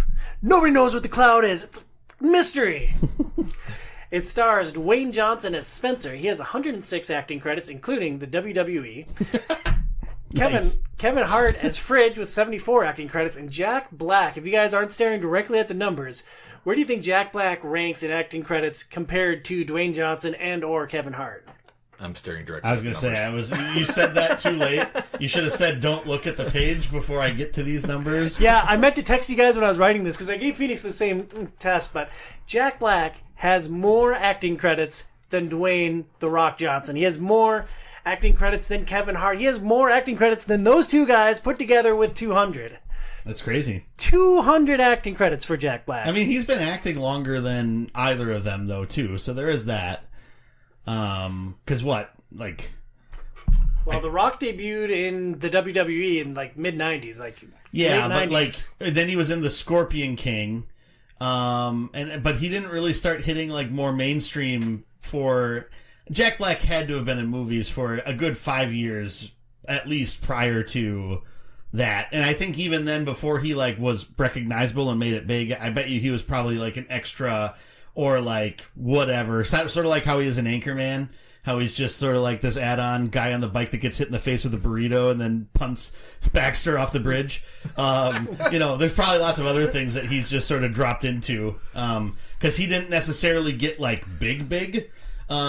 Whereas, like, he's getting, like, hundreds of millions of dollars from acting in movies, I would assume. He's actually huge now. I mean, he's probably more prolific of an actor now than he has ever been, actually. Yeah, it's the beard. Yeah, it must be. Ironically, he's got a tie to one of the writers. He was in High Fidelity. Oh, yeah. That actually was probably like the first movie he was in. That's an older movie. Yeah. Yeah. Yeah. He's done some good films like School of Rock, that's a classic. Did not care for it. Really? Yeah. I like The Holiday. Yeah, I always liked School of Rock, but you know. It's the one that they're fans of the Jesus, I can't talk. The Vegas singer dude. I can't remember what the hell am I even talking about? I don't know. Are you still stuck on Angelina Jolie or what? No, it's the... Come back to us, dude. Holy crap. I just had a complete, mental breakdown. Why can't I think of this stinking movie? Do you need to do your thumb thing? Maybe. Where's that can turn away? Holy crap. I'm going to need to, go on his IMDb just to look this thing up, or it's going to drive me crazy. Yeah. Saving Silverman. Cripes! Why'd that take so long? What was the Vegas singer at Saving Silverman? Because they're obsessed with Neil Diamond. Neil Diamond. Yeah. Oh, man, I love that film, too. That is a very Tom film. Yeah, that's where I was going with my brain. I couldn't think of the title, so I tried to think of the guy, and then I couldn't think of the guy, and I just I couldn't think of anything. Yeah, he was paired with Steve Zahn. You're not gay, you're just unsuccessful with women. We'll just do a show on Tom movies and subject the world to that. Phoenix will love researching that one with me. So in Jumanji, 4 teenagers are sucked into a magical video game, and the only way they can escape is to work together to finish the game. This film has a Metacritic rating of 58, with 23 positive reviews, 17 mixed, and 4 crazy people with negatives. Gary Thompson with the Philadelphia Daily News writes, "The Jumanji reboot Welcome to the Jungle is a happy surprise. A movie that turns out to be good, almost clean, fun, and is much more interested in character and comedy than special effects." Kevin Walsh at the Los Angeles Times wrote, "Jumanji, Welcome to the Jungle is a one-joke movie, relying on the subversion of physical stereotypes. But thanks to impeccable casting and fun performances, that joke is very well executed." And then Johnny Olkinski with the New York Post writes, "Who's the audience for this movie? It's not smart, scary, or funny enough for adults and older teens, and it's inappropriate for young kids." Well, Johnny, you know who the audience is for this film? It's me. Did they just hate movies in this era? What is 58 for Metacritic? That's just criminal. I don't get it. It's very surprising. It was cool to be a hateful critic, I guess. Is what it was. It's weird. So I'm less familiar with this game than Burns. So Burnsy, why are we discussing Jumanji on the Video Game Movie Show? I mean, okay, remember when we did our first episode, and only one of those movies actually came from a video game. So the 80s was a hard time, man. It was the 80s. In the past, we have talked about, and I was this close to bringing Wreck-It Ralph up for us to watch last time. And that's not based off of a video game. It's based off of video games, and it sort of references the tropes and everything like that. And so I felt that, similar to all those things, it was a good addition. And I feel like we can judge it equally, just like all the other things, because it is firmly rooted, just like The Last Starfighter, around a video game. The video game doesn't exist in real life, but it is rooted in that experience. Yeah. Love it. Apparently you don't. Just wanted to put you on the spot. I think I told you I was going to make you defend that choice. And going into it, it was on the same tier as all the video game movies. In retrospect, I think it's a little unfair to judge this on the same plane as video game movies. Because, this is just a better movie than anything we've watched prior. So, I have seen this movie multiple times. I love it. I will watch it multiple more times in my life. Joey, what was your affinity for the film coming into it? I mean, I've seen it. I've probably seen it a couple times before too, and I really enjoy the movie, which is why I felt like it would be good to include. Especially seeing as how we do tend to watch a lot of bad movies for this. Yeah, well, compare this to House of the Dead, man. Well, I mean, that's like comparing it to one of the worst movies ever. So it's yeah. I mean, there is going to be that. But I remember watching the original. I've never seen the original. I remember watching it. I couldn't tell you anything about it. Like, I don't remember anything about it. I haven't watched it since I was a kid. At some point, animals run through a house. I remember that from like a commercial about it. Yes. Yep. The game kind of takes over their house and like Yeah, it's like the opposite. yeah. They actually like pay homage to that movie. Well, they mentioned one, that right? character, right? That's like the tree house that they go to was his base, like the name that they say, like, oh, that's Robin Williams' character in that movie. Oh, that's fun. Yeah. I had a really dark joke, but I'm not going to go there. Continue. Are you going to save it for the next time that Casey gets fixated on breasts or what? No, I can mention it afterwards. Can't wait. Casey, your affinity for this film? Yeah, I've seen it. I think this was the third time I've seen it. Yeah, I played the board game a few times. It's fun. All right. Yeah. Yeah, you didn't get sucked into it? Didn't get sucked into it. My house is still where it is. So it's actually kind of fun. All right. I'm probably never going to play it. What? Your girls would actually kind of like it. It's actually not a bad, like, it's a fun, like, I will walk you family 17 game. feet over there into my board gaming closet, and I'll say, where do you expect me to pull Jumanji out?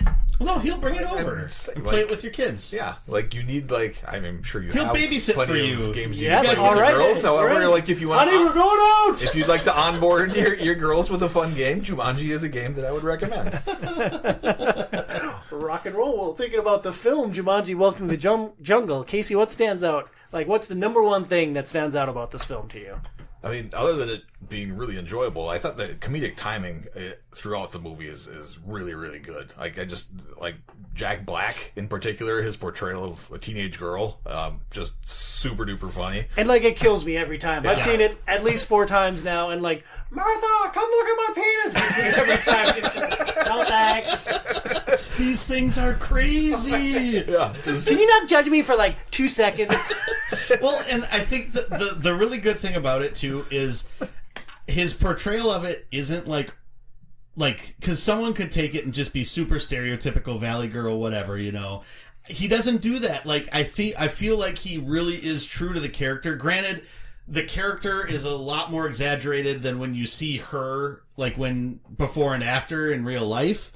But it kind of is always going to be that way, and also, you know, given the fact that she's a fish out of water in that situation, you know, it makes sense. So I think that's the best thing about it is that, you know, I think some comedians would have really taken it over the top, like Jim Carrey playing a character like that. Like, that's where I see a lot of comedians trying to go with it.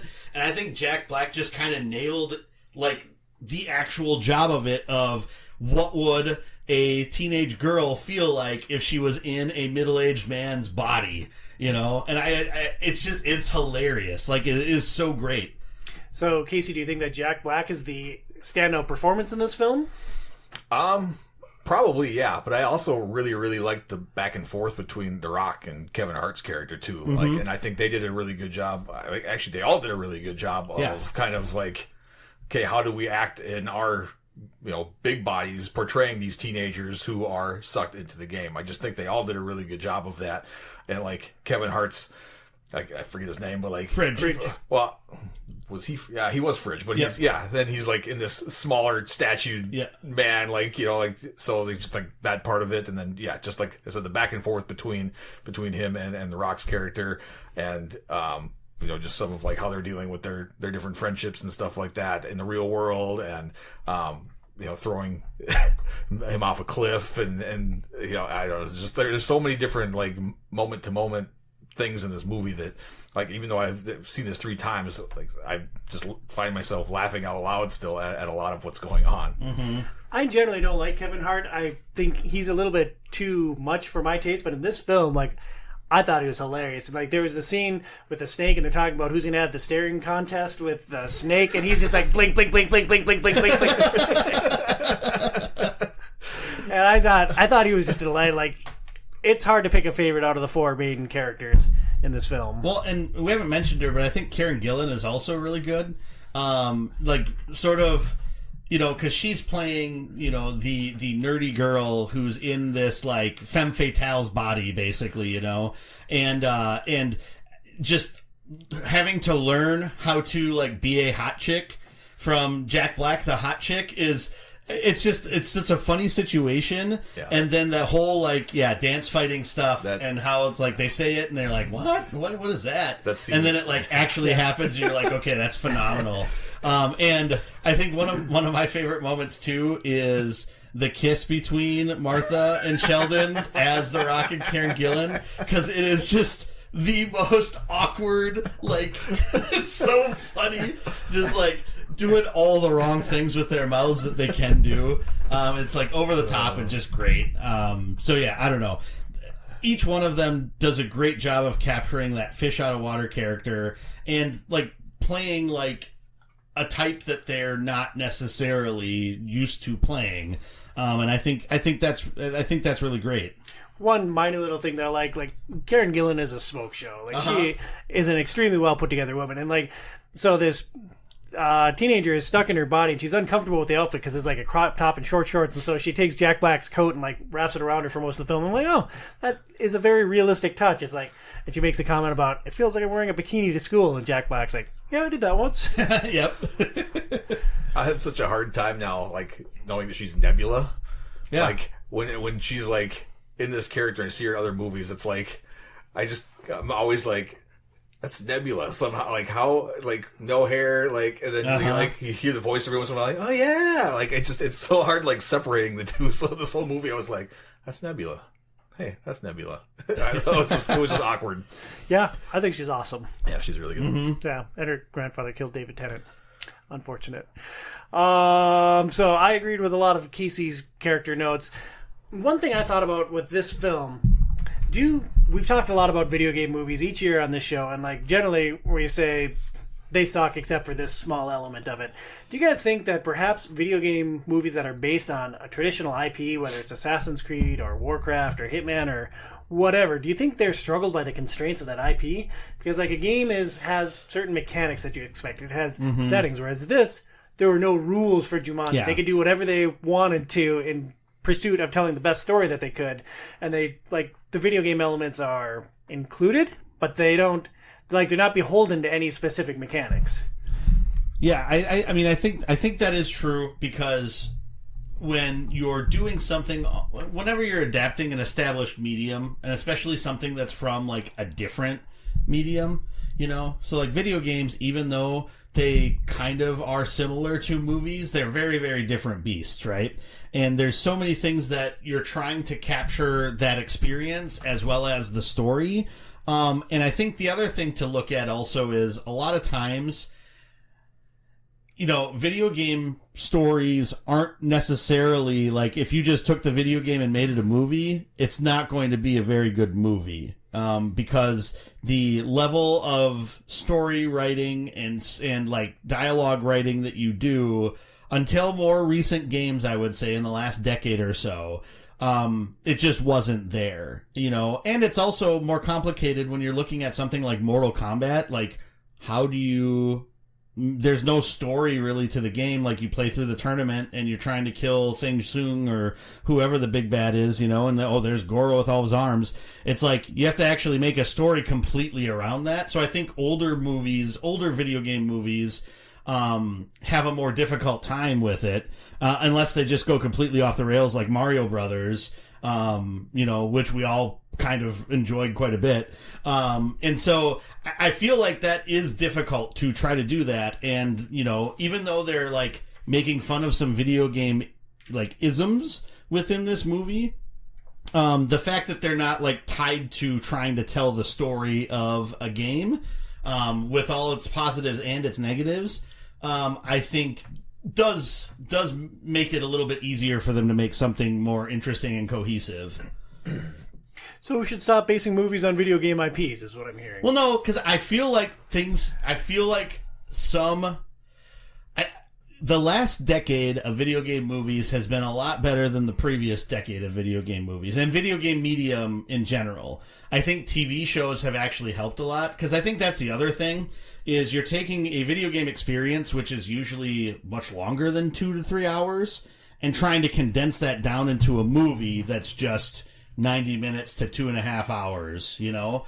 And I think that's something that's really difficult to do also, which I think is why a lot of like TV series more recently have been capturing the essence of video games a lot more effectively, like with The Last of Us and even Twisted Metal.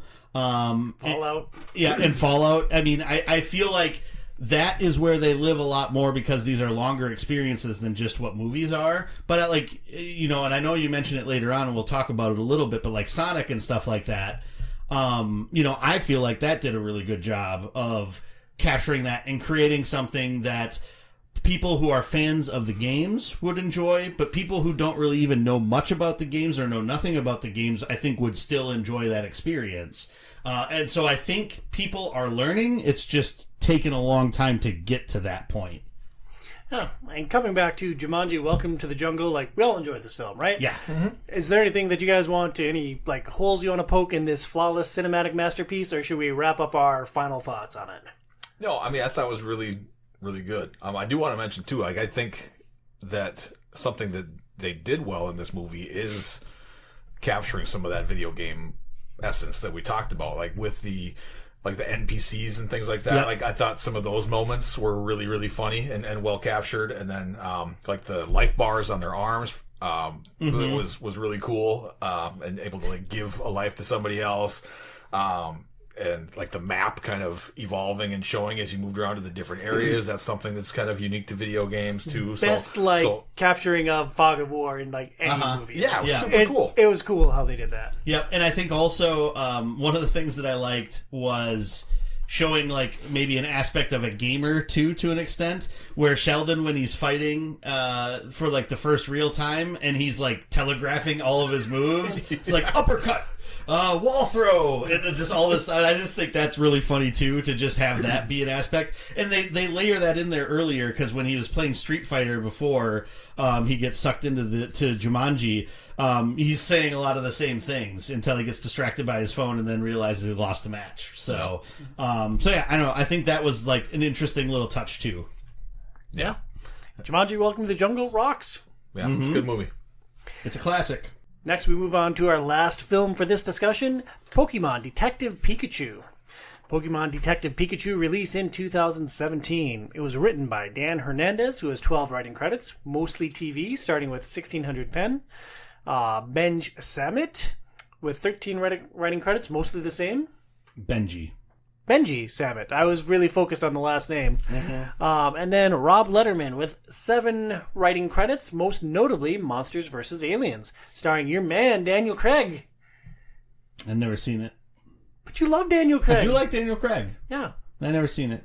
You love him with a burning, fiery passion. Maybe. It was also directed by Letterman. He has 11 directing credits, including Shark Tale, Monsters vs. Aliens, Gulliver's Travels, and Goosebumps. Interesting. And a bunch of top 10 lists, too. Letterman joke. Yeah. I'm there. I'm with you. You got there. Eventually.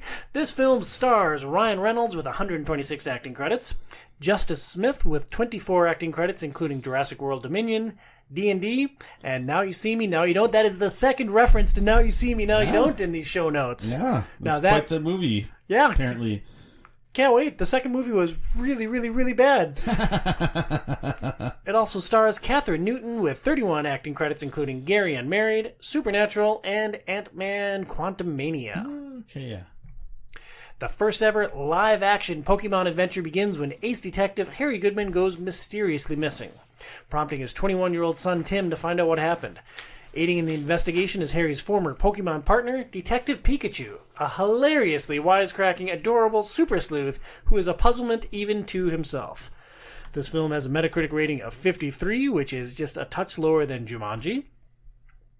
For critical reviews, it had 15 positive, 30 mixed, and 3 negatives. Joshua Yell at IGN writes, Smith's character gives the story an emotional weight, and Reynolds delivers an endearing comedic performance that's closer to his subversive Deadpool shtick than you'd expect. While video game movies haven't had the best track record, I don't know, listen to this show, we've done all right. This movie is by far the best example of how to do one right. Mark Kennedy at the Associated Press wrote, "You've played Pokemon Go, right? Call this one Pokemon Don't Go." And apparently I just copied over my mixed review, so, just a positive and a negative on this one. And somehow life goes on. We'll survive, I feel like. Pokemon Detective Pikachu. I have never been much of a Pokemon guy. I played a little on DS and a little on Switch. I've never seen this movie before, so like I can name maybe 6 Pokemon. And I was pretty blank on this movie going in. I didn't have any really biases going into it. Casey, you've never played a video game before, so like, do you know what a Pokemon is? Only because did you think that Pikachu was the Pokemon? Every kid goes through a Pokemon phase. Not me, but like every kid, like all my boys went through a Pokemon phase. None of them actually know how to play the card game. They just for some reason like collecting and trading the cards. So every single one of my children went through that phase. Every single one of them had a binder full of Pokemon cards. Yeah, we've got binders upstairs. So I sit down and I know figure out how to break this game. Like, I will take my Charizard and rub it straight where my thumbnail is. Is it right next to your fantasy football binders? Right, yes. No, I have also never played Pokemon, but I know a lot of the names of the characters because my children have collected them over the years, and I sit down and thumb through it with them. But yeah, man.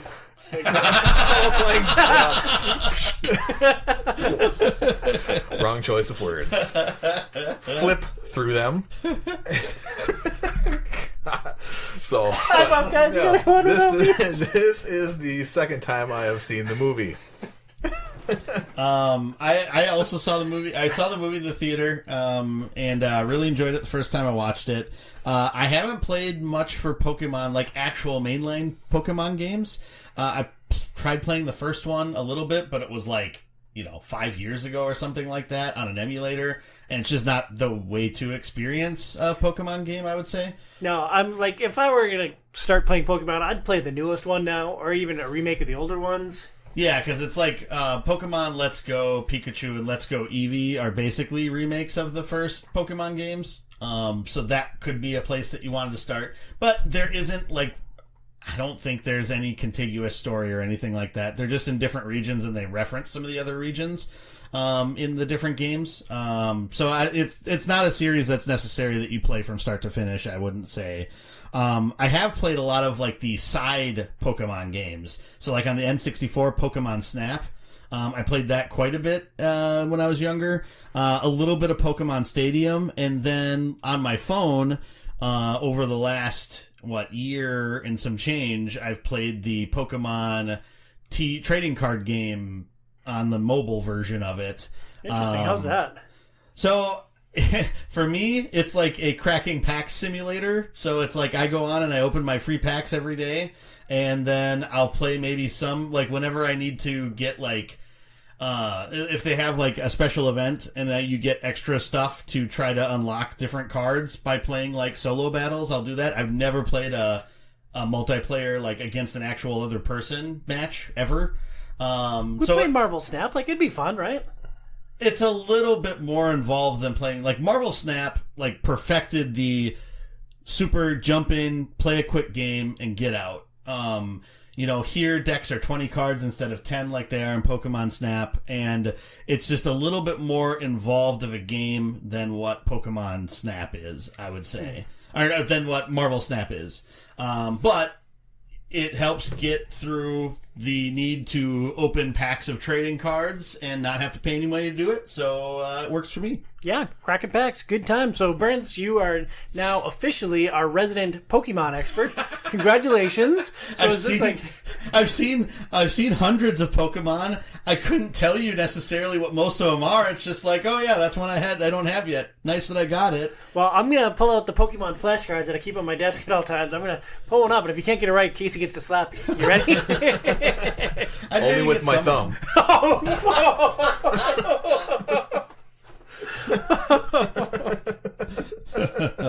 That's one thumb way up. So, Percy, do you love this film or what? Yeah, so I mean, even though I didn't really have much of a background or affinity for Pokemon leading up to watching the movie the first time, or really not much more this time, I think it's still really cool to see like the Pokemon existing in the world alongside people.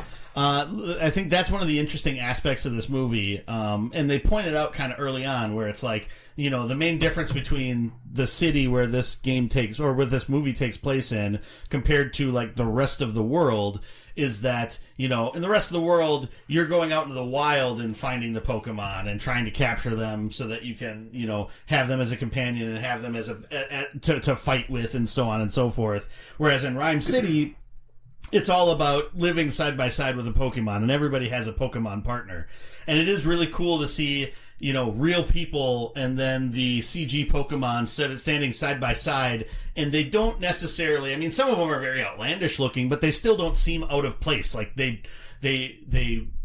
do a fantastic job of melding that stuff together so it all looks like it makes sense together. Yeah, it's really seamless. Like, that's the one thing that I really took away from this film, is like, all the critters look cool. Like, it's just visually, they nailed it with like Pokemon interacting with people. Yeah, and I mean, I guess, you know, when you have billions of dollars like the Pokemon Company has, of course that they would have the money to put some real good finances into having some, you know, top-notch CGI. Yeah, I agree with that 100%. I also think they did a really good job of like explaining some of the powers and stuff and the names of the Pokemon. Well, to those, like, I mean, like, not all of it, they couldn't because there's so many in here, but like kind of some of the main ones that they encounter along the way, like you get like, oh, like they kind of like drop a little nugget on you, so you get like somewhat of the knowledge to people who are, you know, not as familiar with the Pokemon franchise. I mean, the one benefit they do have is like when 85% of the Pokemon, the only thing they say is their name. That does kind of help with that. But you know, but it is true. I think they do explain it, and they have some really funny scenes with some of the more unique Pokemon, like with Mr. Mime, especially, and Ditto plays a big role too, and it's like that's very true to the nature of what those Pokemon are. The Magikarp, yeah, turning into Gyarados, I think is also a really good note because it turns in, you know, from one of the most useless Pokemon ever into, you know, a god tier Pokemon. So, so I know they do a really good job of layering a lot of that in, that I think even like people that are neophytes to what Pokemon are, have no idea going into it, would get the understanding, or at least have somewhat of an understanding of what's happening with it and what the deal is with them. Yeah, it's got really good Pokemon stuff, and as somebody who doesn't know a lot of Pokemon, like, it was explained really well. Another thing I thought this film did really well, like, I don't think the mystery is going to win any awards, but it had a really good twist in it, and like I didn't necessarily see like the final outcome of it, and I really appreciated how this film ended. So like visual spectacle and good twist were basically my main highlights from this film. Yeah, I think it had a good mix of humor and like realistic emotion and some emotional like punch at different parts too, which is really well done. I can see what one of the critics was alluding to, in that it is surprisingly a lot like Deadpool. Just like if they said, hey, Ryan Reynolds, do Deadpool, but PG Deadpool. Well, PG-13-ish Deadpool. Some of the lines are, you know, on the border a little bit, I would say. But yeah, you know, there's lots of humor. There's lots of heartfelt parts to it. I think Justice Smith is really great. I really like a lot of what he's in and how he acts in a lot of those movies. You know, especially like the Dungeons and Dragons movie, he's really good. I can't remember. There's like one or two other movies that I've seen him in where it's just like I just really like. Is he in? What's the racing movie that they made? The video game race, like it was Gran recently. Turismo? I don't think that's him. Is that him? Or I don't think that's him. Looks like him. Yeah, I couldn't remember if that was him or not. I don't think that's him, but I can double check. Sure. Yeah, I think like going back to what you're saying about Ryan Reynolds, is that's something that like I feel like he does really well in a lot of his movies. Is just that kind of like balance between humor and then like being able to be somewhat serious at times, and you get some of that more heartfelt emotion into it in this movie too. But like we all know he's a funny guy. I mean, that's most of his movies. So it was nice, and I think it was a really like good casting for Detective Pikachu, where like having him do that character was a really, really good idea. Yeah, so it sounds like we're like mostly positive. where did this movie struggle for me? I got it from the library. The disc was scratched. I don't know how they found Mr. Mime. Oh, really? Yeah, like, you know, one minute they're talking in the apartment, the next they're doing an interrogation. It's like, oh, we missed something here. I guess it is what it is. Basically, he, like, starts miming out in the street from a building, and then they see him, and then he starts trying to run away. But since he's a mime, he's just running in place. It is pretty funny, but you didn't miss much. Yeah, that's a funny scene. Watching you guys reenact it was pretty classic.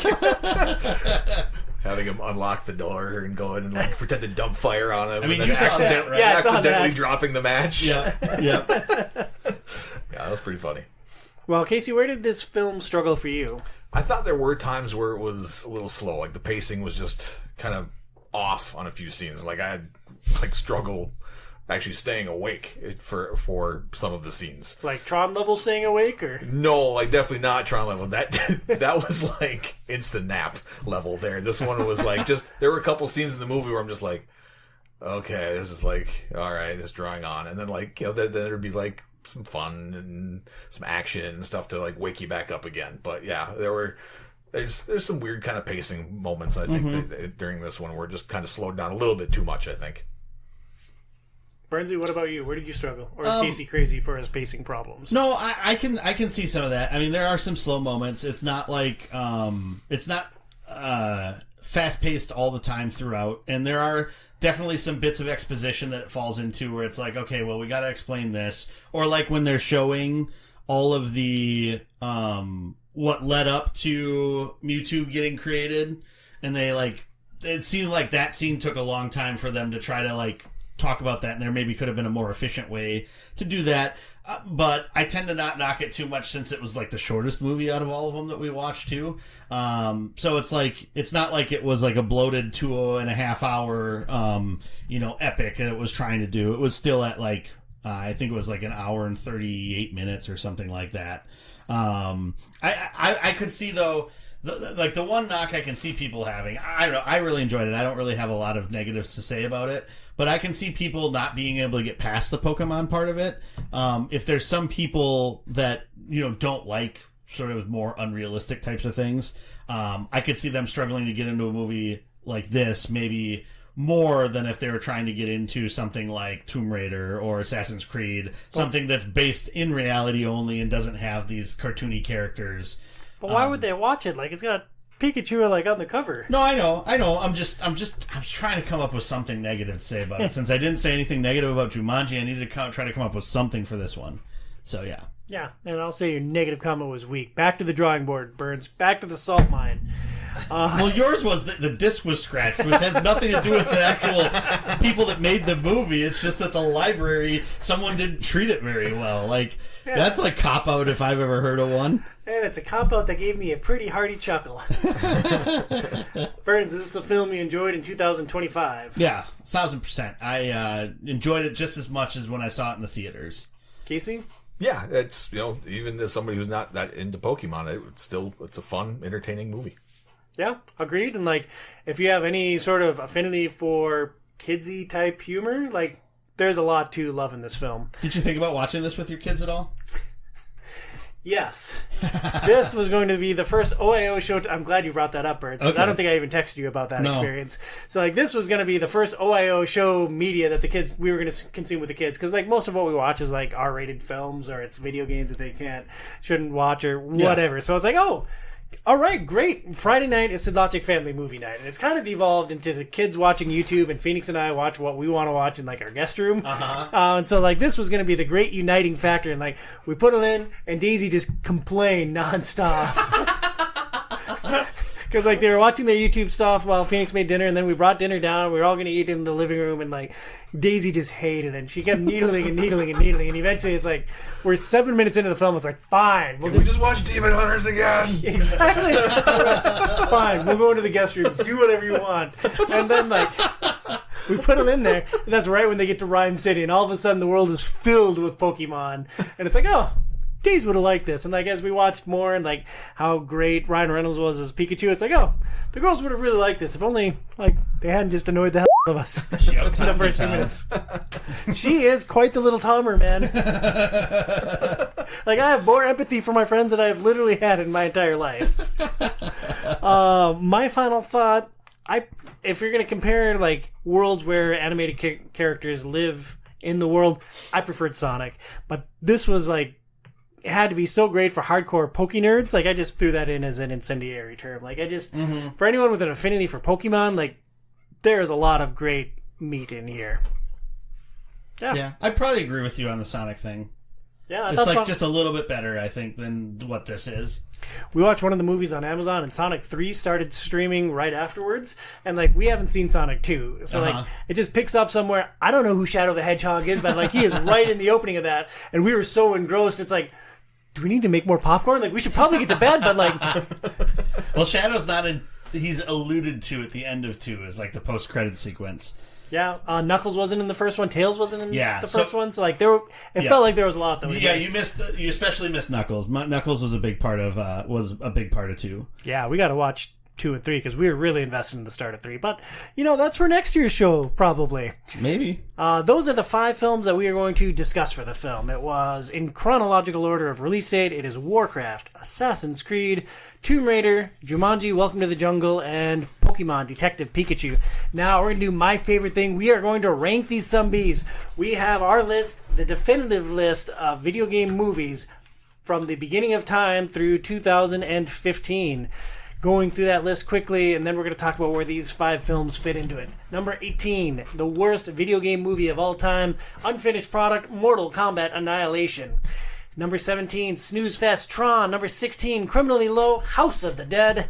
Number 15, Right About Right, Dead Rising, Watchtower. Followed by 14, Max Payne. 13, Double Dragon. 12, Need for Speed. 11, the original Mortal Kombat. 10, way too high, and I can't wait to push you out of that top 10, Street Fighter. Number 9, The Last Starfighter. Number 8, Prince of Persia, Sands of Time. Number 7, Wing Commander. Number 6, Tomb Raiders featuring Angelina Jolie. Barely got those words out. Number 5, Doom. Number 4, Super Mario. Number 3, Resident Evil. Number 2, Tron Legacy. And number 1, War Games. Before we get into these films, you guys just got the full-on commentary. Is there any specific points that you take umbrage with that list as it currently stands as we get into it? Out of all of them, for some reason, Max Payne was the one I completely forgot that we watched for this before. That was really bad. And that was just last year. Yeah. And I actually don't think I hated it as much as you guys did, but yeah. It's funny that that's the one that it's like, I completely forgot we watched that for this, but wholly unforgettable. So we have 5 new films to put into this ranking. Let's start by deciding which one of the films that we just watched and discussed was the worst of them. Birds, are you going to put Jumanji up as the worst of these 5? You read my mind, Tom. No. All right, I'll just slide it in at 17, just above Tron, or below Tron. So I would propose that Warcraft would be the worst one. I don't know where you guys stand. I know you would probably say Assassin's Creed. 100,000 million billion % Assassin's Creed. But I think it's Warcraft. Casey, I have a feeling you're going to be a tiebreaker here. So which of the films do you feel is the worst? Warcraft. All right.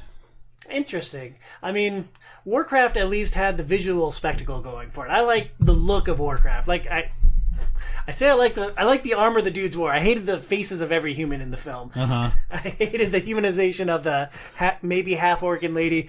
But I thought at least Warcraft looked mostly cool. That felt like a very, very half-hearted argument. Well, like you had to backtrack half the time to oh no, that's a little bit too high a praise. I really did hate this part of it, but I liked this.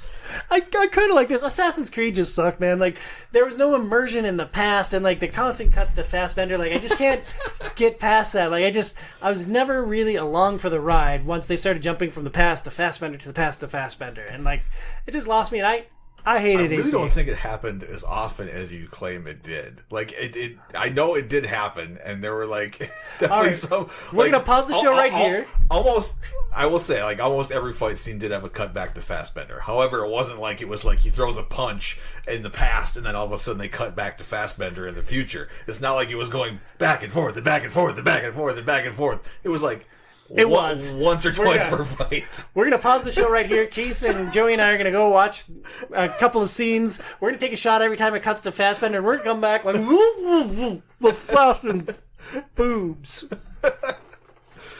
We just unpaused. Tom was wrong. Let's continue. Warcraft is the first one that we're putting on the list. Where are we putting it? I challenge you to rewatch through my lens. Where do we put Warcraft? There's a lot of bad films on this list. Like, I would say Warcraft belongs above Max Payne. So my initial thought is in that between 13 and 14 spot. I could see that. Interesting. I actually had it quite a bit higher. I have it right above Last Starfighter. No, that's way too Hard high pass. for Warcraft. I'll put it above Street Fighter. But I'd put literally any of these films above Street Fighter. No, I mean, I You thought it was better than the original Mortal Kombat? Like, all those movies are just trash. The original Mortal Kombat, like back when it came out, at least was like, had some sort of value to it. And it was campy and fun. Like, there was heart in it. Yeah. Is it better than Need for Speed? Like, Need for Speed was pretty bad. It was pretty bad, but it wasn't like this bad. I really didn't think Warcraft was like it was. So it was Need bad, for Speed, you like... understand who the characters are before minute 45, whereas I really didn't have an idea of who Lothar actually was to the king until you get like a good chunk of the way into the movie. Well, forget about Lothar. What about the Guardian? Like, it sounds like an impressive title. What the frick does a Guardian do? Right. I don't know. Apparently he just wanders around and he's all like Gandalf, just like moving ahead, moving behind, pops in when he wants to. And it's like the guy was a wizard, but he's not, but he still can do spells, and then you don't really get any of that explained until he goes back to the Wizarding Academy. Oh, but shoot, he's the bad guy too. It's like, what? So no, I'm going to say that it can't go. I don't think it can go above Double Dragon, because even for me, Double Dragon had some redeeming qualities, and for me, Warcraft really doesn't after watching it again. Crazy. All right, I'm fine. I'm not like it wasn't good by any means. I just feel like it was a little bit better than some of these other films that are hot garbage. Let's be like, I mean, they're we all are not sifting good. through trash. Yeah, they're all not great. So the other 4 films will all be top 12 films. That's something. So the back end of the list is set. Not necessarily. Well, I guess they could all go with 13. So they're all going to be top 13 films. So the list is set to this point. 18, Mortal Kombat Annihilation. 17, Tron. 16, House of the Dead. 15, Dead Rising Watchtower. 14, Max Payne 13. 14, Max Payne. 13, Warcraft. 12, Assassin's Creed. What do you guys want to talk about next? Well, I had Assassin's Creed right ahead of Warcraft and right after Prince of Persia, but I think there's a few films. Oh, I see, because you had it above The Last Starfighter. Right. So I mean, if I'm going by my list, I still have it right between Prince of Persia and Last of Starfighter. Or The Last Starfighter, sorry. I would put Assassin's Creed above Double Dragon, but I wouldn't put it above Mortal Kombat. I mean, that whole range is fine. I would love to slide it in and put it behind Need for Speed. Just as a big ol' FU to the film. All right. I'll give it to you. But, I mean, I'm not going to fight for this thing. Like, they're all bad in their own ways. It's just. So it'll go between Need for Speed or Double Dragon. It's not technically at 12. It'd be at 13, and then Double Dragon would be at 14, and Warcraft would be at 15 then. But yeah, as long as you put it in there, we can renumber them later. Yeah, but I'm going to recap the list, and that is going to cause all kinds of havoc for me. So we have 15 is going to be Warcraft, 14 Double Dragon, 13 Assassin's Creed. Worse than Street Fighter. Suck on that, Fassbender. So the films we have left are Tomb Raider, Jumanji, and Detective Pikachu. I'm going to go out on a limb and say that we all agree that Tomb Raider should be next. Yeah. That's, yep. And I think Tomb Raider is better than a lot of these films. I think we're in Doom territory. Doom and original Tomb Raider, which Casey and I already made our stand on that. I have it right behind the other Tomb Raider. So I have Lara Croft Tomb Raider, and then I have new Tomb Raider. Well, they're both Lara Croft Tomb Raider. You mean Angelina Jolie? They're not though. Like the actual Hollywood title Oh, of I see Angelina what you Jolie's mean. movie is Okay. Lara Croft Tomb Raider. This I see one what you is mean. just called Tomb Raider. I see what you mean. Ooh. I see what you mean. Yeah, we way to lay down some words on us there. I mean, I'm fine with that. That would put it above Wing Commander and below Jolie's Tomb Raider, Lara Croft Tomb Raider, as Casey just said. I mean, I don't agree with where Lara Croft Tomb Raider is on this list. Well, let's pretend that one's invisible right now. Let's take that one out of the equation. Do you think it's better than Wing Commander and worse than Doom?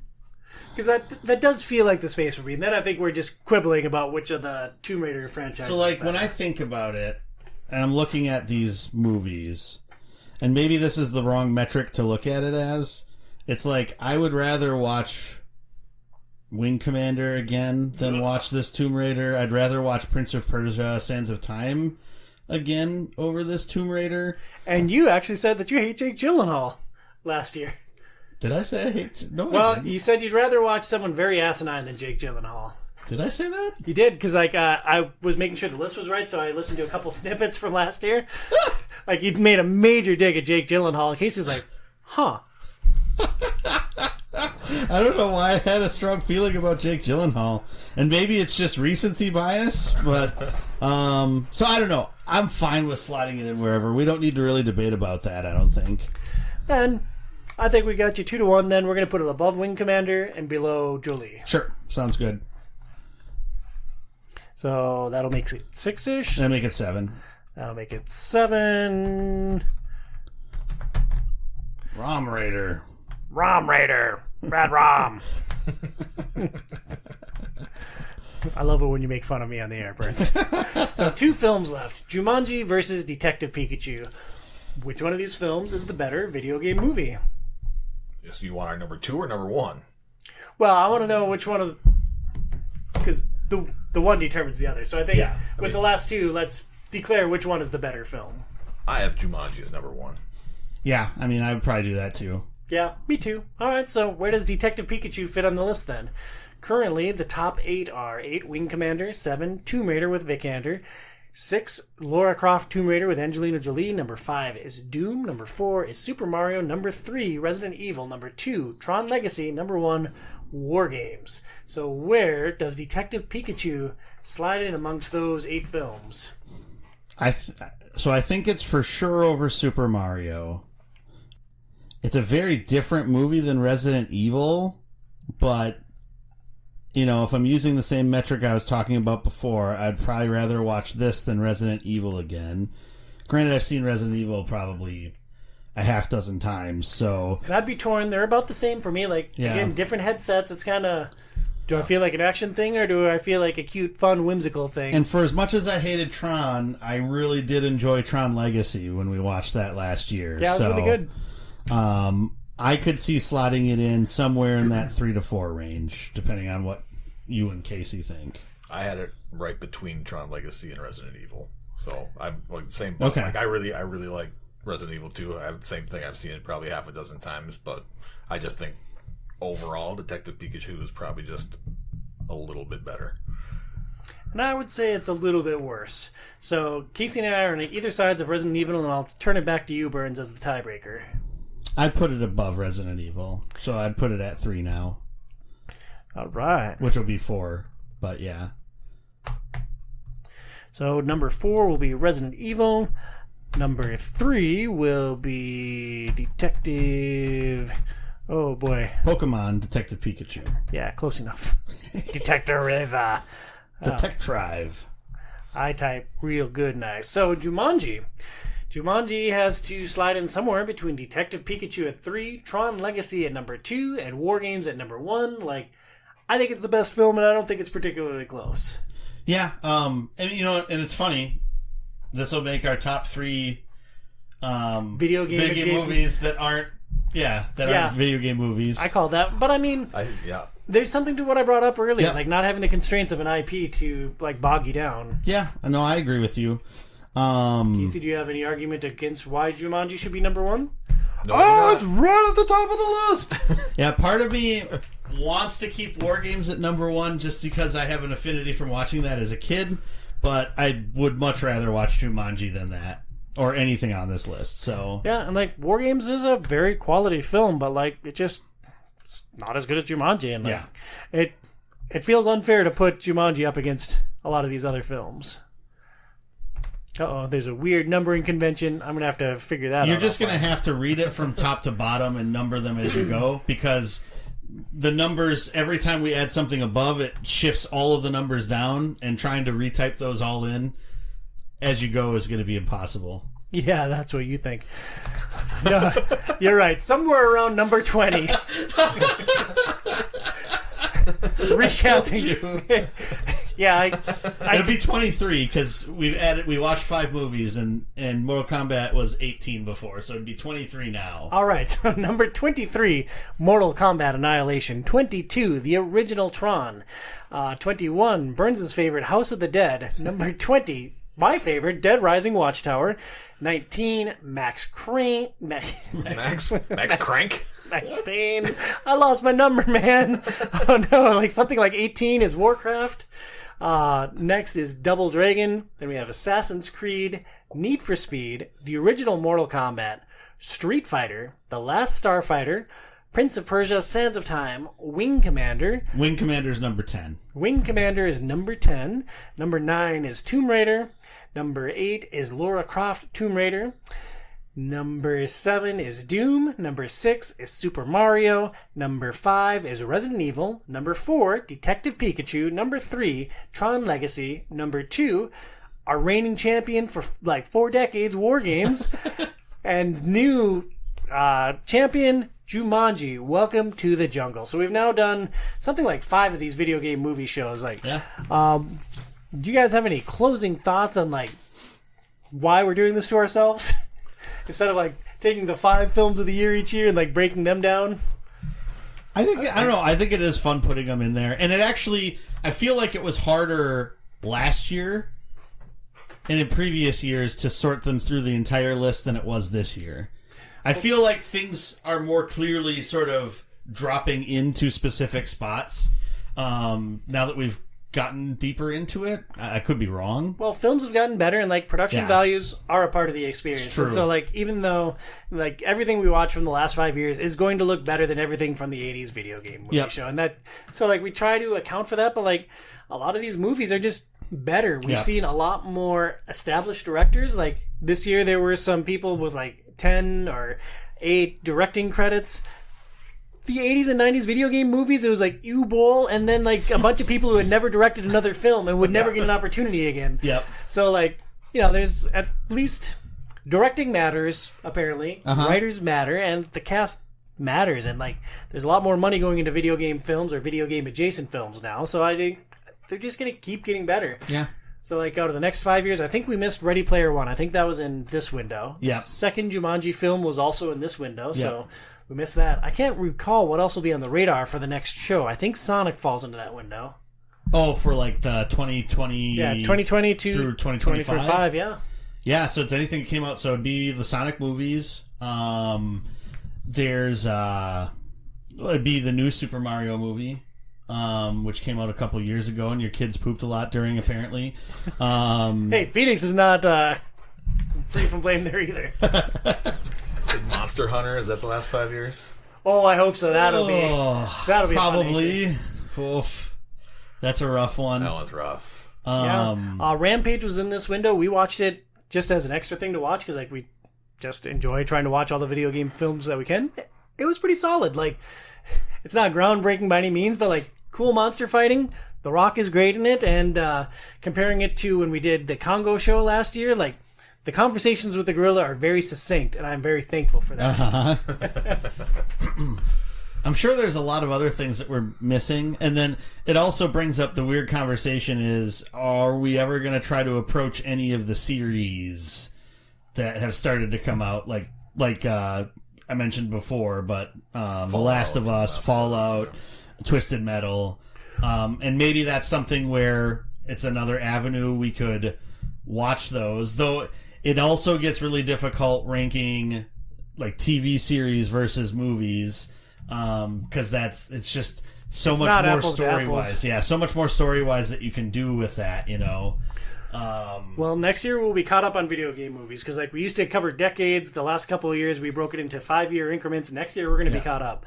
As far as series, we've covered Fallout on the main show. So, like, I don't know. We could potentially do a show on series, but like a series is a 10-ish hour commitment, whereas like all the movies that we watched for those 5 films was probably 11 to 12 hours total. Yeah, I mean, you maybe would only be able to get through like 2 seasons of shows, whether it's the first season of 2 shows or 1 show and 2 seasons of it together.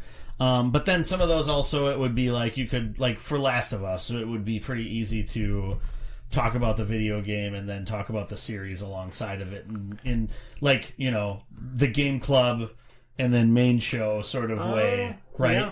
So that would be a way that you could kind of do that, and you could, you know, do game club of the game first, and then the month after you finish game club, you could do the series so that you can, you know, experience one before you experience the other one if people wanted to do that, if they haven't already seen both or played both, you know. Yeah. So there's ways that you could do that also. It's a little bit less likely to do that with Twisted Metal because there hasn't been a Twisted Metal game released in ages. But I think there's a bunch on PlayStation Plus. There are. They're rough to go back to. I've tried. All right, roll in. I wanted to do something crappy and old. Casey, you have any closing thoughts on video game movies? Not really. I mean, it's nice, like you said, that they're getting more fun to watch and better. Yeah, because like some of those. I missed Ouija, dude. There was a lot of campy, silly fun, and like I kind of missed that all these movies were pretty good. Well, the 80s were, you know, like that, right? Like a lot of the movies in the 80s were more campy and like just they kind of threw everything together real quick just to make a couple million real quick, and yeah, they didn't really care as much about it being that good, you know, because people in the 80s, they just, regardless, it was, you didn't have as much media then, so you know, something was in theaters, you'd go see it regardless of how good it was. There's also a new Mortal Kombat movie that came out in the last 5 years, too. Nice! Yeah. 3 generations! Mortal Kombat will touch 3 different shows! See, there you go. It's going to be great. Or was the original and Annihilation in the same, like, 90s show? Maybe they were, because at some point we did we just start splitting up decades with the 2000s? I think so. Okay. And it's also like there's some things that we missed in there. We could always go back and cherry pick some things across some of those generations. Yeah, there's 2 other Dead Rising films. Well, you know, maybe not that as much, but Dead Island? They actually made a Dead Island movie? No, not Dead Island. House of the Dead. Sorry, they made like 4 of those films. Yeah, no, we'll skip those. But like Resident Evil 2, there are 6 of those Resident Evil movies. Wreck-It Ralph, I think, would be good to throw into here, especially in Ready Player One, like you said. So once we get caught up next year, we can always go back and mine some of the nuggets, whether they're good or bad. We'll judge at that point, but yeah, we're very judgy. Well, that does it for our annual discussion of video game movies. Next month, Joey and Adam and I will head back to the table and tell you everything we know and everything you need to know about deck-building board games. We'll explain the basic mechanic, talk about some variations on it, and share our very favorite titles. In the same podcast feed, we'll drop part 2 of our Game Club discussion on Final Fantasy Tactics in the middle of this month. Can the modern remake possibly live up to the nostalgia of the original? Thank you for listening. Please review us on your favorite podcast platform and consider supporting our show on Patreon at patreon.com/OiO. For the Hobbybox, Joe Burns at HobbyboxBurns on X and twitch.tv/HobbyboxBurns. For Casey Aline at Dr_Casey on X and Dr. Casey H on Blue Sky, I'm Tom Sidlogic at TomSidlogicOIO. We'll talk to you next month. Stay inside, kids.